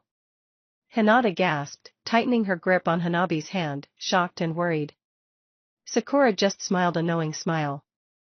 Naruto exploded into Sandwa. B cried out, caught completely flat-footed as the sand surged towards him, catching him around his knees and rooting him dangerously in place, forcing him to swing Samahata into the ground to dislodge himself, which gave Gaara enough of an opening to send 2 spikes of sand at B's hands, forcing him to release his grip on the sword and leap back unarmed. His mind was spinning at 100 miles an hour. If that wasn't Naruto, then he must be one of the ones who'd attacked him before, but that didn't make sense. He knew Naruto's plans, that didn't fit, that didn't give him any advantage. His mind spun at 100 miles an hour and always landed in the same place. Where was Naruto? Luckily, he didn't have to wonder for long as the ground below him opened up and he was launched into the air from a vicious uppercut courtesy of a tumbling Naruto. The attack left him completely open for just a moment, hanging suspended in the air. For just a second. Which was long enough for 3 clones to form around the revealed Naruto, running their hands over his until he held what appeared to be a standard Rasengan orbited by 3 smaller mini Rasengan, an attack he'd never seen before. Planetary Rasengan. In Sage mode it didn't have a fraction of the power it had in his perfect 9-tailed chakra mode. He could only stabilize a standard Rasengan and some mini Rasengan, not an Otama Rasengan orbited by standard Rasengan. The power was almost incomparable. Yet, it was still an S-rank technique more powerful than anything most of the audience had ever seen. When it drilled into B's stomach and sent him flying across the arena to slam into the wall, it was clear the match was over. The sudden turn of events was so surprising, it took a few moments for the audience to suddenly start roaring their approval at Naruto and Gaara's victory, awestruck both at Naruto's sheer amount of plans within plans and for Gaara's masterful support, seeing the true plan instantly and adjusting his role to suit. And of course, as they helped B to his feet and let him loudly declare that the jutsu controlling him had been broken, the audience cheered for him so loudly it was impossible to hear Ino declare Team Terumi the victor and announce their participation in the final round. Team Terumi lead B over to the med bay, Sakura herself rushing forwards to take care of the man as Ino directed the crowd to the main display. One final time, grand final, Team Terumi, Shinobi, versus Team Hohiki, Humo. It was then declared that since they had just fought there would be a 20-minute rest period. Enough time for the fighters to bandage their wounds, and for anyone in the audience to stretch their legs.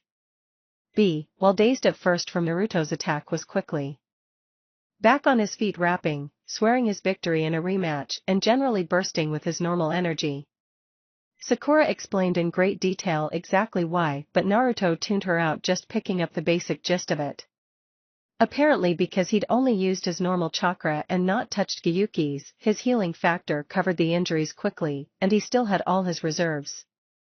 So, a few minutes under Sakura's expert ministrations restored his normal chakra, and he was at full strength at a speed that to a non-Jinchuriki was frightening. Sakura, having had so much experience with Naruto, expected nothing less. The other medics struggled to contain incredulous glances. They'd all heard about the power of a Jinchuriki, but seeing just how tough they were, it was hard to imagine one ever being taken down. To be back to full power in minutes after fighting 2 Kage-level shinobi and taking an S-rank jutsu to the gut was to a normal ninja simply beyond imagining. With nothing else to do before the grand final, Gaara opted to begin meditating, aiming to get back his full reserves before the next round. B and Naruto settled for simply hanging out with Sakura. Naruto especially was happy about that. He hadn't had much time to talk with her since the break for the final test. Sakura, surprisingly enough, was receptive to this, enjoying her time with the 2 hyperactive, loudmouth ninja. Unlike the second test, Naruto's team's ridiculous actions made her job significantly easier. None of the participants had been seriously injured and anyone that had fought Team Terumi had simply been unceremoniously knocked out, with no lasting injuries. 15 minutes after Ino's announcement, it was a refreshed and buoyant Team Terumi facing off against a fearful Team Hohiki for the grand prize. The crowd, surprisingly enough, actually seemed interested in this ridiculously unfair match. Team Terumi had managed to be nothing if not entertaining so far. Everyone was anxious to see what they'd pull out this time. Ino, having learned her lesson, this time made a point of waiting for Naruto's ridiculous Janken antics and was surprised to see his team simply lined up, ready to begin. Sighing, she decided to just get it over with, raising and lowering her hand before anyone could even think to interrupt her final match. Begin. Team Terumi didn't move, just stood in a line, smiling balefully at their opponents. Somehow that made it even worse. Team Hohiki, fearing the worst but wanting to make the best of the situation and at least display their talents, didn't move. Attacking 3S class ninja was ridiculous at the best of times. Doing so recklessly right now, in front of an audience, would quickly torpedo any chance they had at promotion. Their best bet was to wait for an opening and scatter, attempt to single the members out and launch hit and run techniques. Two of their members were kenjutsu specialists, so they had a good chance of dealing at least some damage or at least of looking impressive. While achieving nothing, they didn't have a lot of hope. Still, staring down at three legendary ninja, it was all they could do to not scatter instantly. Only the knowledge that doing so would mean instant defeat held them back. To just turn and try run without an opening was the most basic mistake any genin could make. They just had to hope. One moment, one slight gap from overconfidence. Unfortunately for them, instead the Kazekage slowly walked towards them, a slight smile on his face, extending one hand out in front of him. "I wanted to congratulate you on making it this far in the exams," he said, neither slowing nor increasing his pace. "You must have worked very hard." Well done. Before they knew it, he was right in front of them, extending his hand to their leader. It wasn't an offer they could refuse. Even being from a foreign village, you can't just snub the Kazekage. And so, extending his hand warily to meet Gaara's, their leader was completely taken off guard when Gaara suddenly exploded into sand. He was screaming in shock as the sand quickly spread across his team, gripping them up to their knees and holding them tightly in place. The real Gaara, now appearing from the ground beside his team, gave them a pleased smile as they strained futility to free themselves. Final match. Here we go. They looked up to see Naruto dispelling his bunshin, holding a fully completed Otama Rasengan, sprinting towards the terrified Genin. Woo! Behooped, looking over they saw lightning coursing through his arm as he prepared his famous lariat. He too leapt forwards. "It's over," Gaara confirmed, raising his hands to crush their legs into paste. The ending was as obvious as it was disappointing. "I surrender. I surrender, I surrender, I surrender, I surrender. We surrender. Oh God. We surrender. Stop. Wait. I give. I give. Stop." As Ino declared Team Terumi the winners, the reactions in the Kage's box was mixed. A seemed to find the whole thing hilarious. While it was a shame to see two Kumo teams beaten in a row, the show they'd put on had him laughing uproariously. Mei was quite pleased. She'd been worried about their ridiculous displays after the first round, but other than terrible acting, how do you manage to get to their level of power as a ninja and still not be able to conceal information, she wondered. They'd displayed overwhelming strength and in the 2v1 battle shown a great grasp of tactics. While they were definitely unorthodox, she was more than happy to take full credit for all their abilities and strength. They had represented Kiri well. Inoki's reaction was similar to A's. No IWA teams were competing after the first round, so he'd mostly tuned out the matches aside from Team Terumi. While he didn't get much from the trip in terms of promotable genin, he'd gotten a great deal of amusement, and that would suffice. Kankuro was just relieved the whole thing was finally over. He wondered for the 100th time how they managed to wear such ridiculous clothes. The hat was really starting to irritate him. At least he'd been able to push the remaining paperwork on Temari until Gaara returned. On second thought, since he'd done it via a note he'd left her before leaving the village, it might be best if he stayed in Konoha for a short time until Gaara got back. Tsunade had finally removed her head from her hands and finished groaning to take an Ino, walking to the center of the ring and going through the motions, declaring Team Terumi the victors with all the standard accolades. She knew she should be mostly grateful. Whichever Chunin exam Naruto finally entered was pretty much guaranteed to be a wash regardless. His power was so out of the bounds he couldn't help but ruin it. This was definitely the best exams to have him in. Most of the promising genin had already been promoted after the war. Most of the teams she'd entered had been just getting experience in the exams. She assumed the other Kages had done similar judging by the quality she'd seen. But still, I entered 20 damn teams in this exam and none of them are candidates, she groaned again, that damn brat. Ruined the entire exam, she knew it would be bad. She knew it. She'd just hoped it wouldn't be this bad. She sighed one last time, perking herself up, at least it's finally over. Naruto's finally done his damn Chunin exam, he did look strong, it'll reflect very well on us, it's over and done with. Wait, how was that Naruto's voice? Yeah. I said, that was too boring. Naruto's voice, seemingly amplified with chakra, or maybe he just was that loud? It was hard to tell with him, echoed across the stadium, was easily heard over the remaining polite cheering and clapping of the crowd. Oh no, who wants to see some real action? No, Tsunade panicked. He was doing something stupid, again. I laughed harder, enjoying the show. Inoki joined him, who knew Konoha ninja were so interesting? Mei raised an eyebrow, intrigued. Kankuro wondered if it'd be okay to take the hat off, the tournament was over, right? The crowd's reaction was immediate, a huge roar drowning out any possible complaints Ino or anyone else may have raised. The decision was clearly made. The atmosphere being generated in the arena floor was strong enough that even a Jonin would find it hard to stand.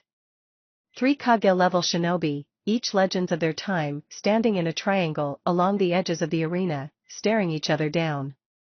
Free for all, of course, Gaara clarified unnecessarily. Oh yeah. B agreed, drawing the Samahata and forming a few octopus tentacles around him, his partial 8-tail state giving him an ominous appearance.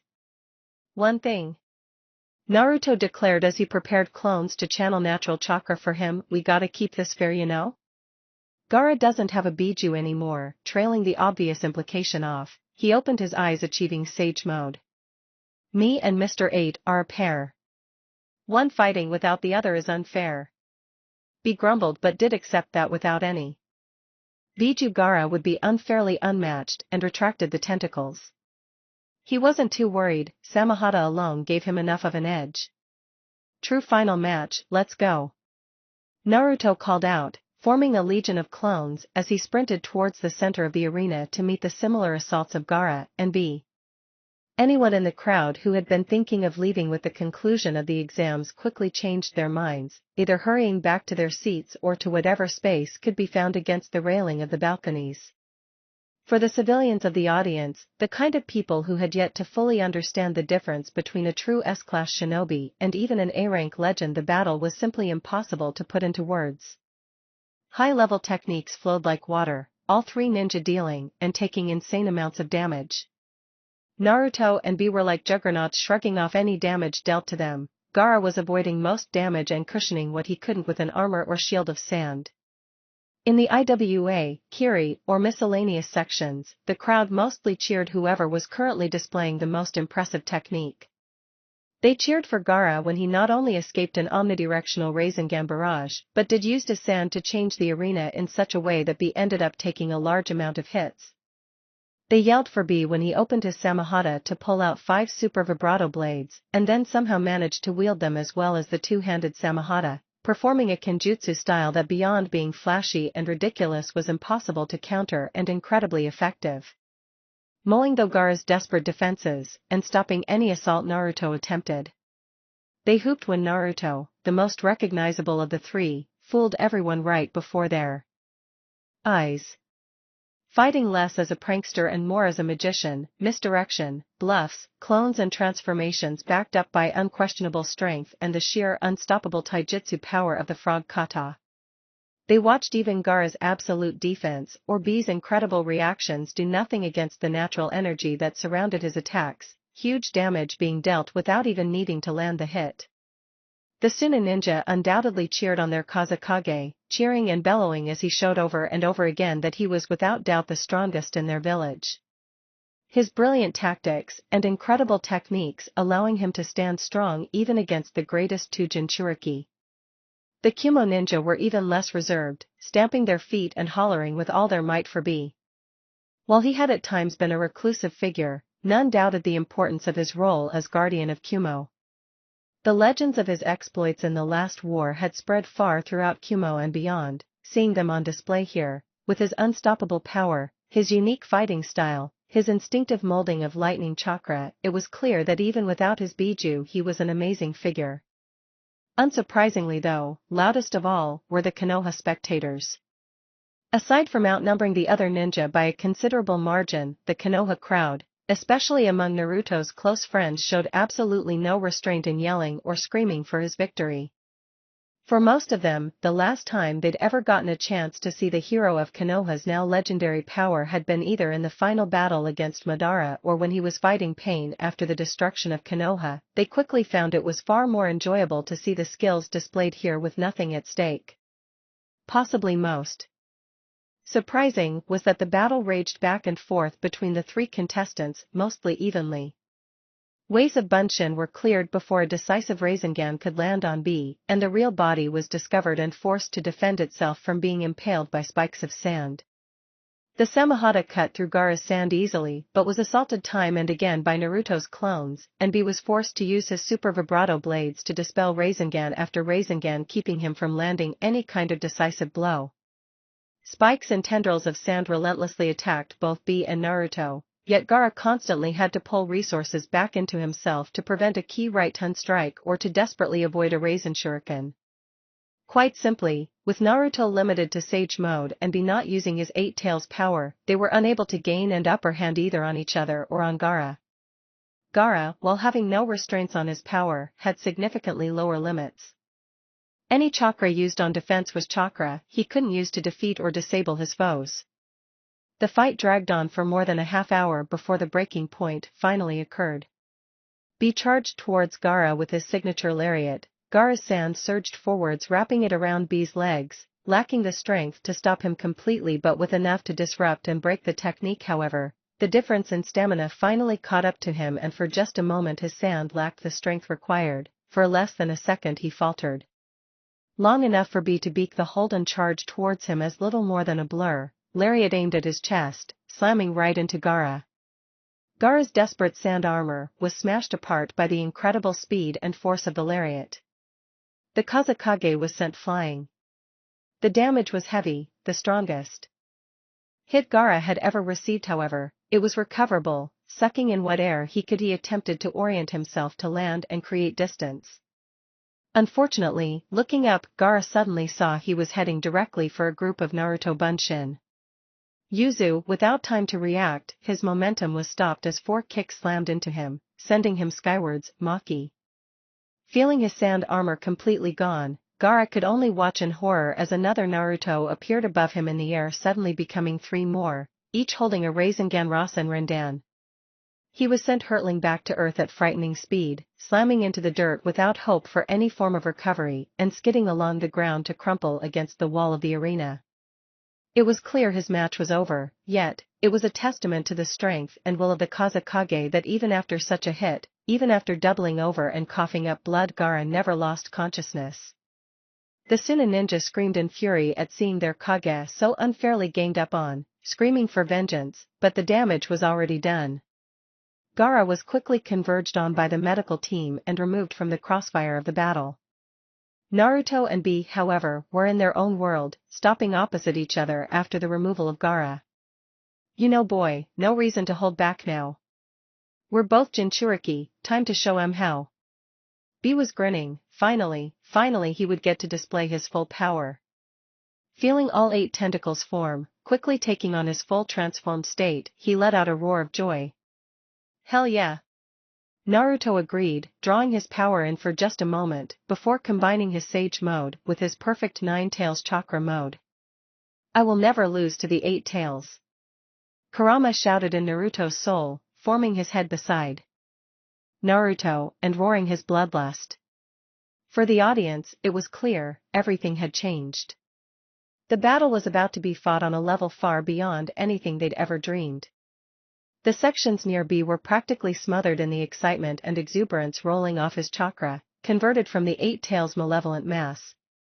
Those near Naruto's side of the arena were simply awash in the joy and excitement they could feel from his transformation of the 9 Tails chakra.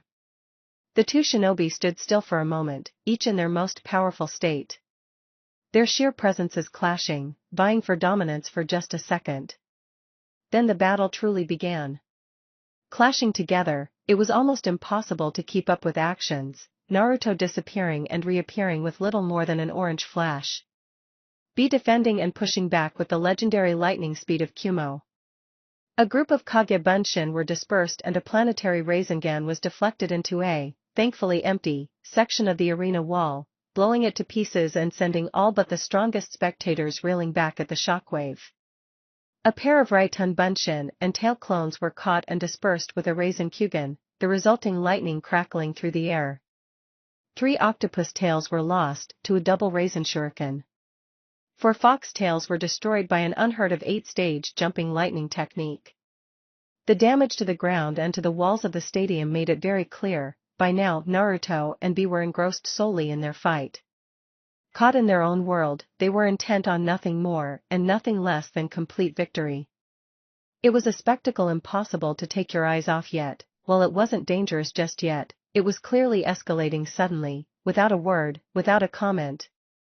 With nothing more than a clash of fists in mid-air, both fighters leapt apart, landing opposite each other near the center of the arena. Both stared each other down. They knew it was time for victory or defeat, time for the final blow. The crowd stared in anticipation, silencing instinctively. Suddenly the nature of the chakra changed, a huge spike of force collecting in front of both fighters, as if all the energy in the region was being collected in a single super dense point. Anyone who had survived the final push against Madara instantly recognized the feeling, staring forward in muted horror and a shared thought of oh shit. A giant fox had covered Naruto, mouth open around his hands, forming black mass of destruction. Biju, transformed as 8 tails, had his mouth wide open, collecting as much power as possible, a giant black mass forming ahead of him. Suddenly a sound like a meteor hitting the ground echoed through the stadium, before the accompanying earthquake shook the arena to its foundations. Wah! Oh yeah! Both fighters losing their concentration were suddenly hit by the backlash from their failed Biju Dama and blown back with unbelievable force into the walls of the arena. Their Biju power released, they each slumped down stunned. Wobi shook his head. What happened? He thought dizzily, an earthquake? Suddenly his mind cleared enough that he was feeling his entire body screaming at him, the Biju Dama blowing up in his face and being slammed into the arena wall. On top of all the damage Naruto had done to him, he suddenly realized he couldn't move.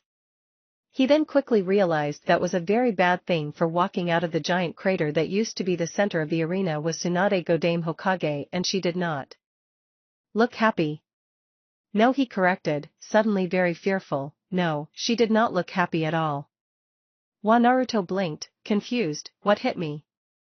Groaning as he tried to move his body and finding it spending all its strength recovering from the damage he'd taken, he slumped back and attempted to figure out what had just happened. An earthquake? But oh shit. Looking at the scene of said earthquake, he could see the unforgettable figure of the legendary slug Sannin as she stormed over to B, picked him up by his vest and turned his way, heading right for him. Desperately urging his body to move, Naruto panicked. This was bad, this was beyond bad. He hadn't seen Bachan this mad since he'd never seen her this mad. Bachurk. That was as far as he got before he was unceremoniously yanked off the ground by the collar of his jacket. Both S-rank ninja, held aloft by the Hokage, wilted under her deathly glare. Are you idiots trying to destroy my arena? Wincing at her volume, they gulped in unison. You want to fight? Do it outside my village. So saying, Tsunade gave an amazing demonstration of her renowned strength, rearing back and hurling both Jinchuriki out of the stadium and far into the distance. Then turning to the stunned crowd, she quickly dismissed them. Show's over, folks. Thank you again for your kind participation, and that, without fanfare or further ceremony, was the end of the Chunin exams. Epilogue. It was a rather sheepish Team Terumi that was called into Tsunade's office the next day. The summons wasn't exactly unexpected, instead it was something they were dreading. It wasn't hard to imagine that the Hokage would be very displeased with their actions throughout the final, especially the final act between B and Naruto. despite dragging their feet and wincing from their still healing injuries, they all showed up on time. No reason to give her another thing to be angry at them for. Ushering in by a frazzled-looking Shizune, they were soon standing in front of Tsunade as she ignored them, clearly intent on letting them sweat as she worked through some of the mountain of paperwork on her desk. A few minutes later, just as Naruto had begun to twitch, her steely voice broke the silence and she looked up at them just so she gestured at a stack of paperwork at least half a meter high, the largest pile of paperwork on her desk. What do you think these are? The question was clearly meant to be rhetorical, intending for them to sit and sweat for another few moments. Naruto of course missed that and took a wild stab on new missions for Konoha. Oh. He brightened at that idea. Any good ones for me? Not quite. No, Tsunade smoothly answered, raising to her full height to stare down at them. These are requests from dignitaries, councilmen, foreign nations, and even from some of the exam proctors. They all say more or less the same thing. She pinned Naruto with an ice-cold glare, freezing him in place. They have all requested, to ensure that nothing like this debacle ever happens again. She paused for a moment, letting him fret. They have requested that I promote you directly to Jonin. I have decided to accept these requests. With that she reached down beside her and picked up a Jonin flak jacket and certificates of confirmation for both Chunin and Jonin status, clearly having prepared this for their arrival. Walking around the desk, her glare had turned into a loving smile as she handed the items to a stunned Naruto before pulling him into a warm hug, burying him into her mountainous chest. Well deserved, and about time. Congratulations, you damn brat. Blinking back surprised tears of joy, Naruto stepped back, finally letting it sink in just what he was holding. Jonin, Jonin, Jonin. Jonin. Jonin, Jonin, Jonin, Jonin. I'm a Jonin. Yeah. Tsunade privately thought of herself a bit like a mother figure for Naruto, thinking that if she'd had a son she'd want him to be like he was, and so, like a proud mother, enjoyed watching his frenzied celebration for a few minutes before returning to her desk to address the remaining issues at hand. Kazekage-sama, Killer Bee. She pulled both of them away from their jubilant congratulations to Naruto, having aimed to make Chunin. This was clearly more than any of them had been expecting. While my jurisdiction doesn't extend outside my village, I am assured that your villages have both received similar requests. From my discussions with Raikage-sama, I expect a similar promotion for yourself, Killer Bee, and you will no doubt be asked to award yourself Jonin status as well. Kazekage-sama. With that, Naruto quickly pulled them all into his celebrations, eagerly celebrating their own triumph as well. Despite the fact that Gaara as a Kage and that everyone had forgotten Bee wasn't a Jonin, it felt surprisingly good to actually earn it. Coughing lightly to get their attention again, Tsunade continued, no other Konoha teams are being considered for promotion this time around, so we were able to make this decision very quickly. Really, I had 20 teams entered this time. You guys really overdid it, she groaned. Too happy to even feel guilty, Team Terumi barely even responded. The meeting concluded, they thanked the Hokage one last time, with Naruto suddenly running over to hug her again, earning himself a warm smile. Turning to leave, Naruto was already discussing plans for a celebratory party.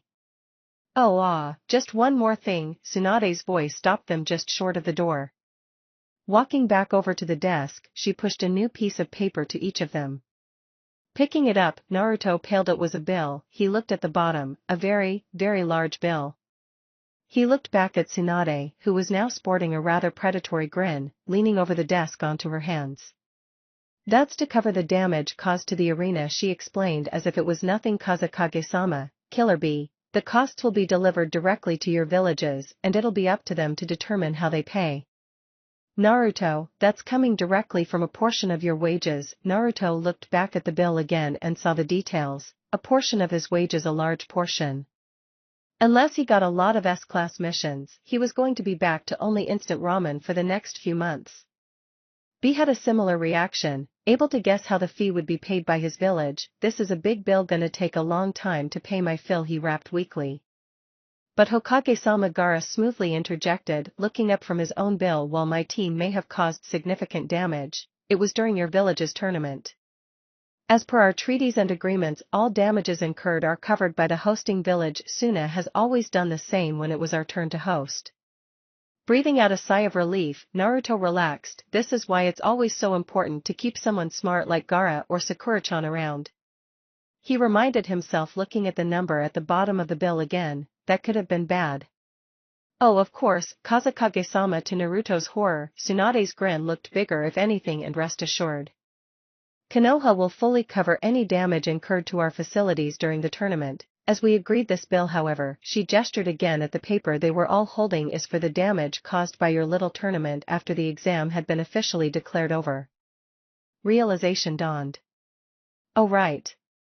It wasn't every day you saw Gaara caught off guard. B just sighed.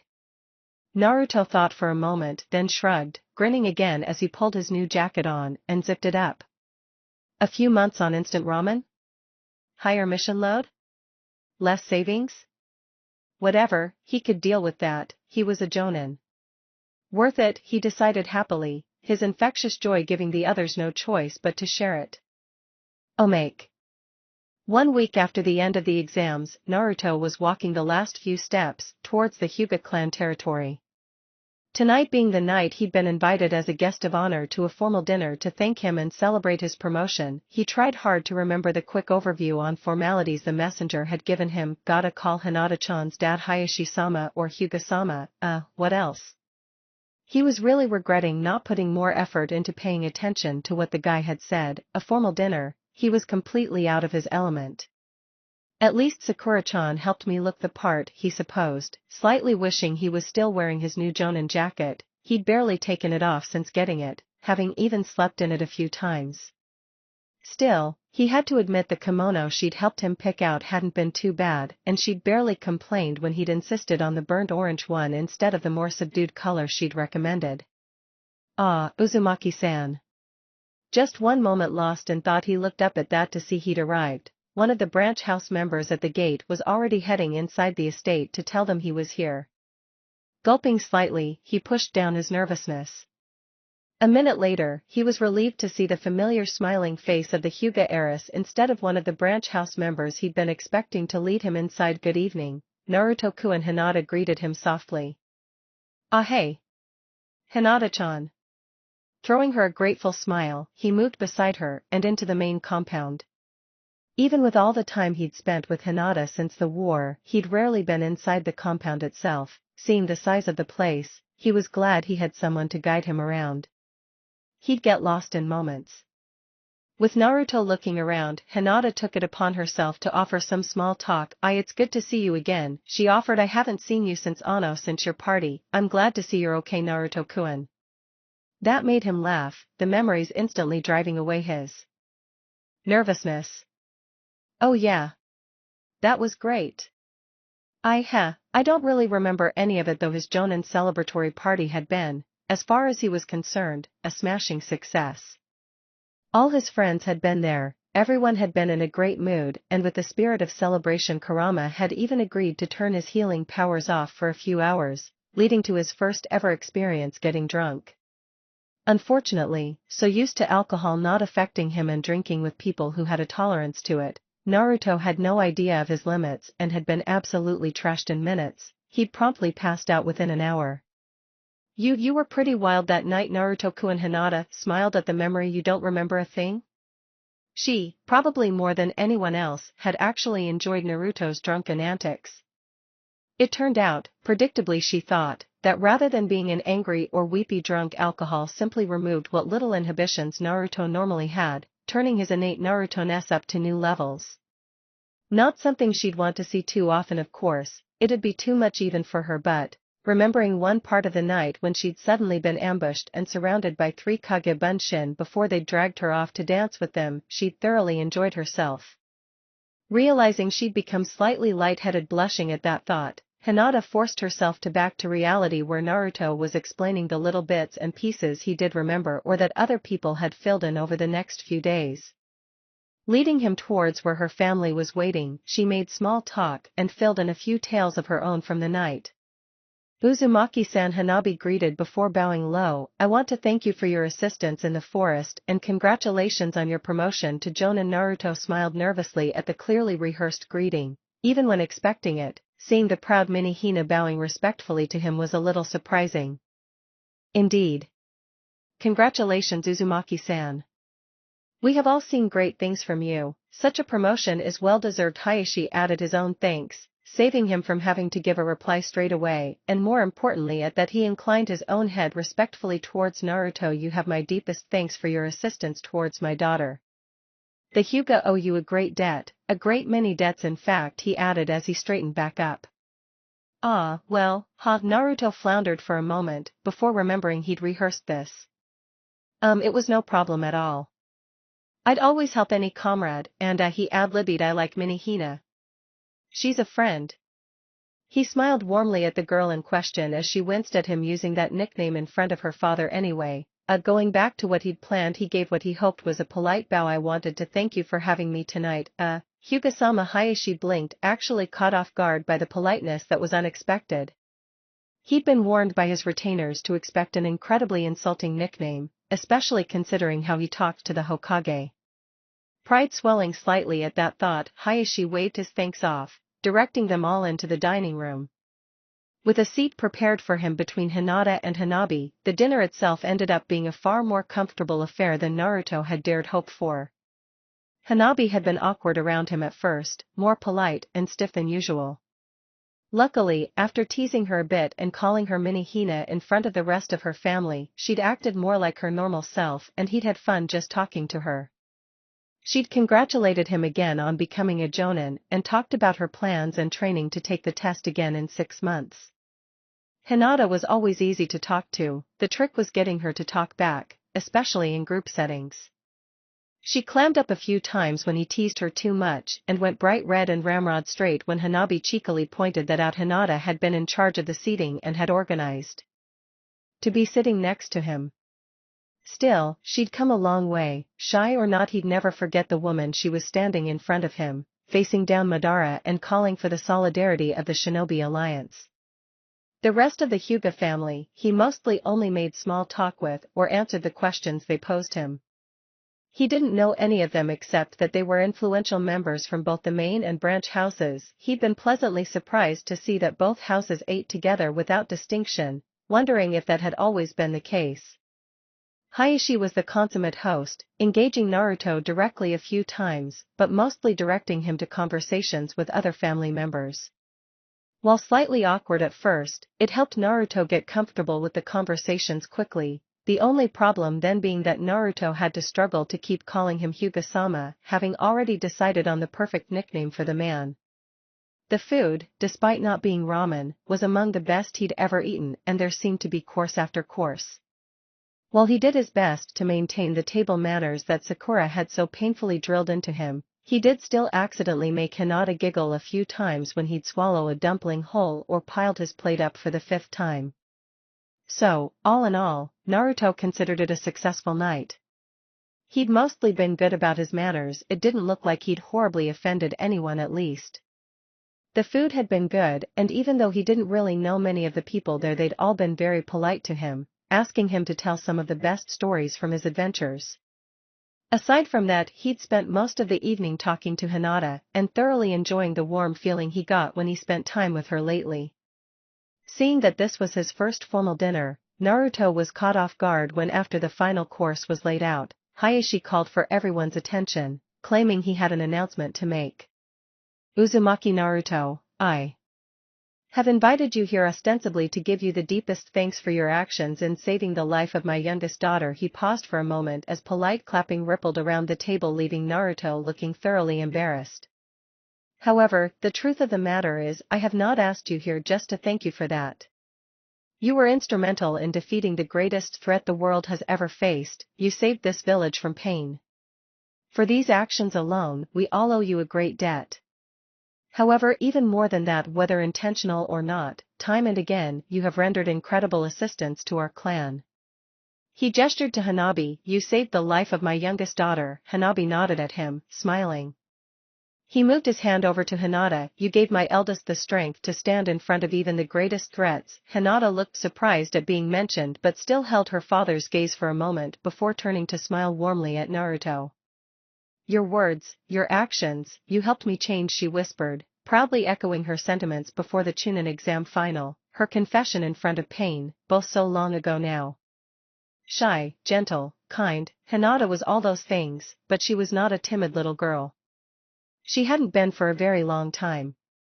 And at this his voice turned somber. It cannot be forgotten the effect you had on young Niji. There was a moment of silence at that. Niji had been a profound loss to the clan. Especially after reconciling with the main house, he had been one of the most beloved members, main or branch house, everyone liked Niji. He had been everything the Hyuga were, everything they stood for, the perfect Hyuga. I have never spoken of this, Hayashi continued, his voice heavy. However, during the fighting on the beach, Madara's sacrilege forced me to face my own brother. Everyone looked up at this, shocked from their own thoughts.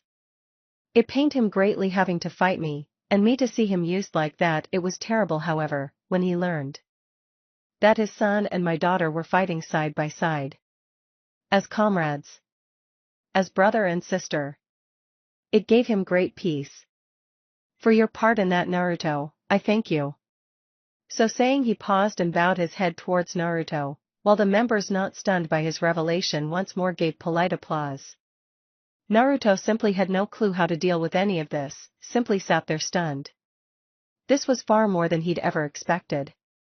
Hayashi straightened. It would not be too much, I think, to say that you have in some ways changed the Hyuga as a whole. There was a murmur of appreciation at that, but he moved on. So, know, Naruto, that for your actions you will always be welcome within our walls. We would be proud to consider you an ally, and you will have our full support in any endeavor.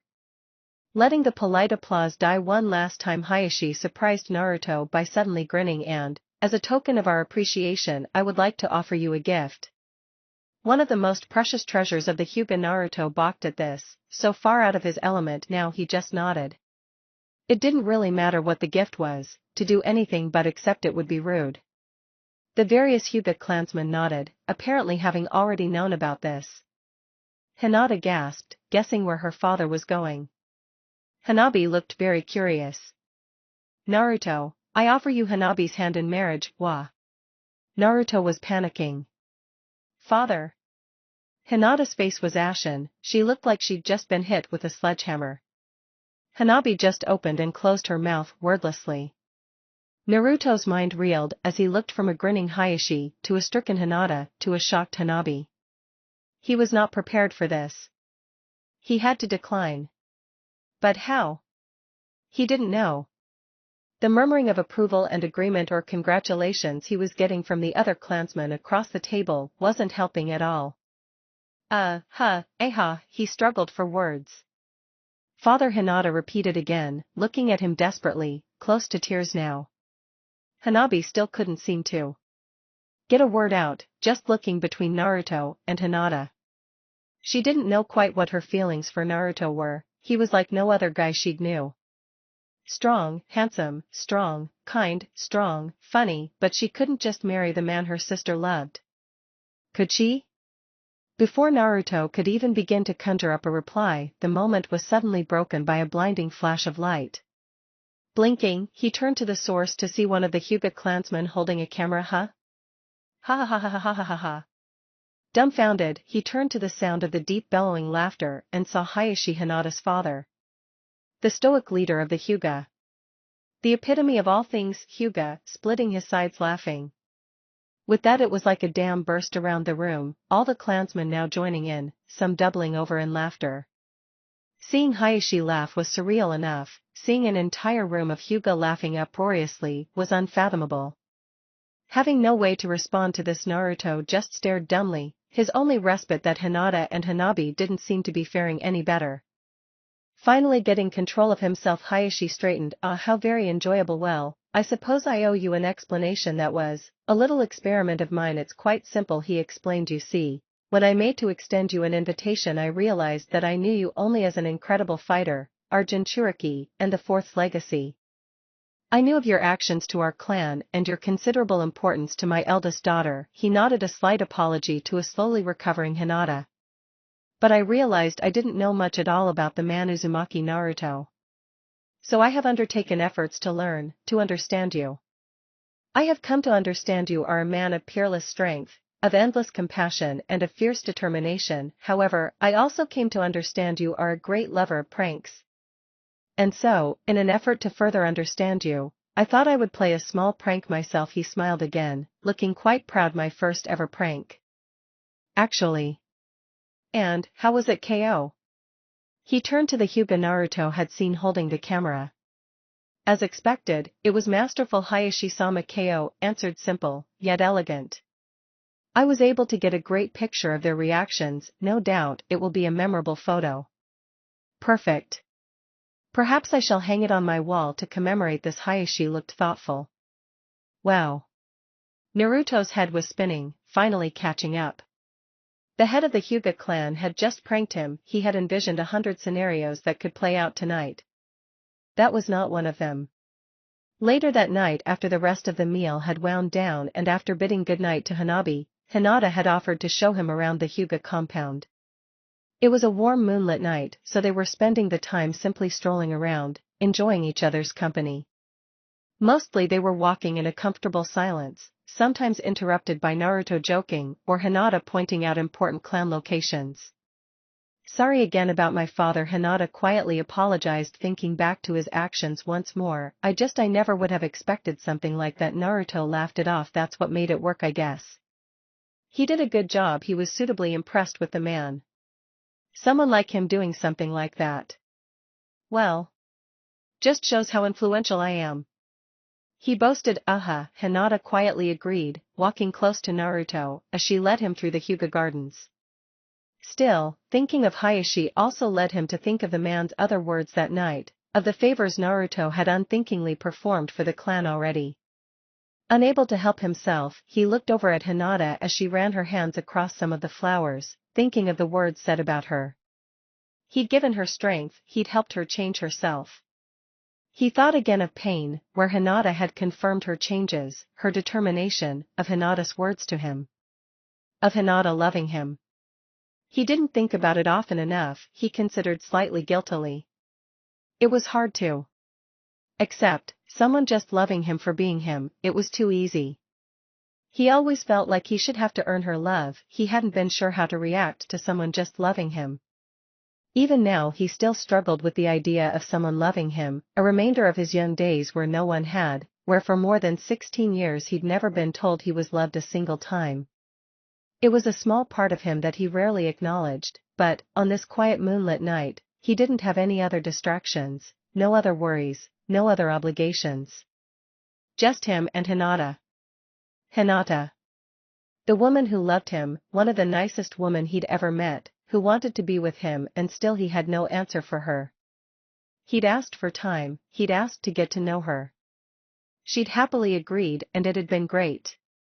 He'd loved getting closer to her. Before he'd even noticed, she'd become one of his absolute most precious people. Yet, did he love her? It would be so easy to just say yes, to just be with her. But he didn't know, he couldn't figure it out. He couldn't go out with her until he knew, he cared about her too much to do that to her. Hinata deserved someone who loved her. He sighed. When he was a kid, he'd been sure he loved Sakura. Nowadays, he couldn't tell if he loved her like that or if he just thought of her like a sister. It was all too confusing. He'd racked his brain over it time and again. He'd put it off time and again. He'd even asked Bachan about it once. Nothing had helped. He couldn't work it out. You're very quiet, Naruto-kun? Are you okay? Hinata's soft voice broke him out of her thoughts. He looked over at her again, truly looking at her for the first time all night. Seeing the effort she'd gone to, dressing up for the occasion, for him. To thank him. To celebrate his promotion. It was just a light amount, but he didn't know if he'd ever seen Hinata with makeup on before. He suddenly realized how beautiful she looked standing in the moonlight. He'd always thought he was attracted to girls like Sakura. Someone who never doubted themselves. A strong-willed, assertive woman. Someone who was in many ways as loud as him. Someone with a sexy body and no qualms about showing it off, who would wear tight shorts and a small vest. And yet, looking at her smiling at him in the moonlight, it was impossible to deny his attraction to Hinata. Someone who'd been weak and hated themselves for it. Someone who'd struggled for acknowledgement, who'd worked hard. Probably the quietest kunoichi in the village, yet with an unbreaking will just the same. Someone who always wore layers and covered their body, who never dressed sexy yet, instead was beautiful. Hinata just looked back at him. She wasn't sure what was going on, but Naruto was standing there staring at her. Smiling at her, her heart was beating like crazy. She didn't think Naruto had ever just looked at her like that. And suddenly Naruto smiled his true smile. A cheeky, almost rude grin. Because Naruto had figured it out. He'd spent so long asking himself the question, so long looking for answers, so long trying to think out an answer, so long wondering, did he love Hinata? Could he love Hinata? Over a year thinking, pondering, wondering, questioning, what a waste of time. That wasn't how he worked. Naruto didn't think things out, he didn't act with his head. He acted with his heart. His head was running itself in circles, but he suddenly knew if he asked, his heart would know the answer in an instant. Hey Hinata, he stepped closer to her. Yes, she looked up at him blushing deeply. He was moving closer to her, her emotions were running the gamut from excitement, to joy, to hope, even to fear of disappointment. He opened his mouth and searched for words, nothing came. He'd never been in this situation before, he had no idea what to say. Naruto, right to the core, was a man of action. And so, without a word, he cupped her face in his hands, leant down, and brought his lips to hers. It was a brief kiss, just a moment. His first ever with a girl. Her first ever. And in that moment Naruto realized what he should have known so long ago, that the warm feeling he got from being with Hinata wasn't the feeling of being loved. It was the feeling of loving. I'm such a fool, he whispered, starting to lean in again. Hinata didn't care, she was already wrapping her arms around him, pulling him into her this time. The end. Thank you for your views, likes, subscriptions, and overall support of my ongoing efforts to bring great content to all of you. Check out my Patreon for more mature fanfiction. The link is in the description and like everywhere on my channel.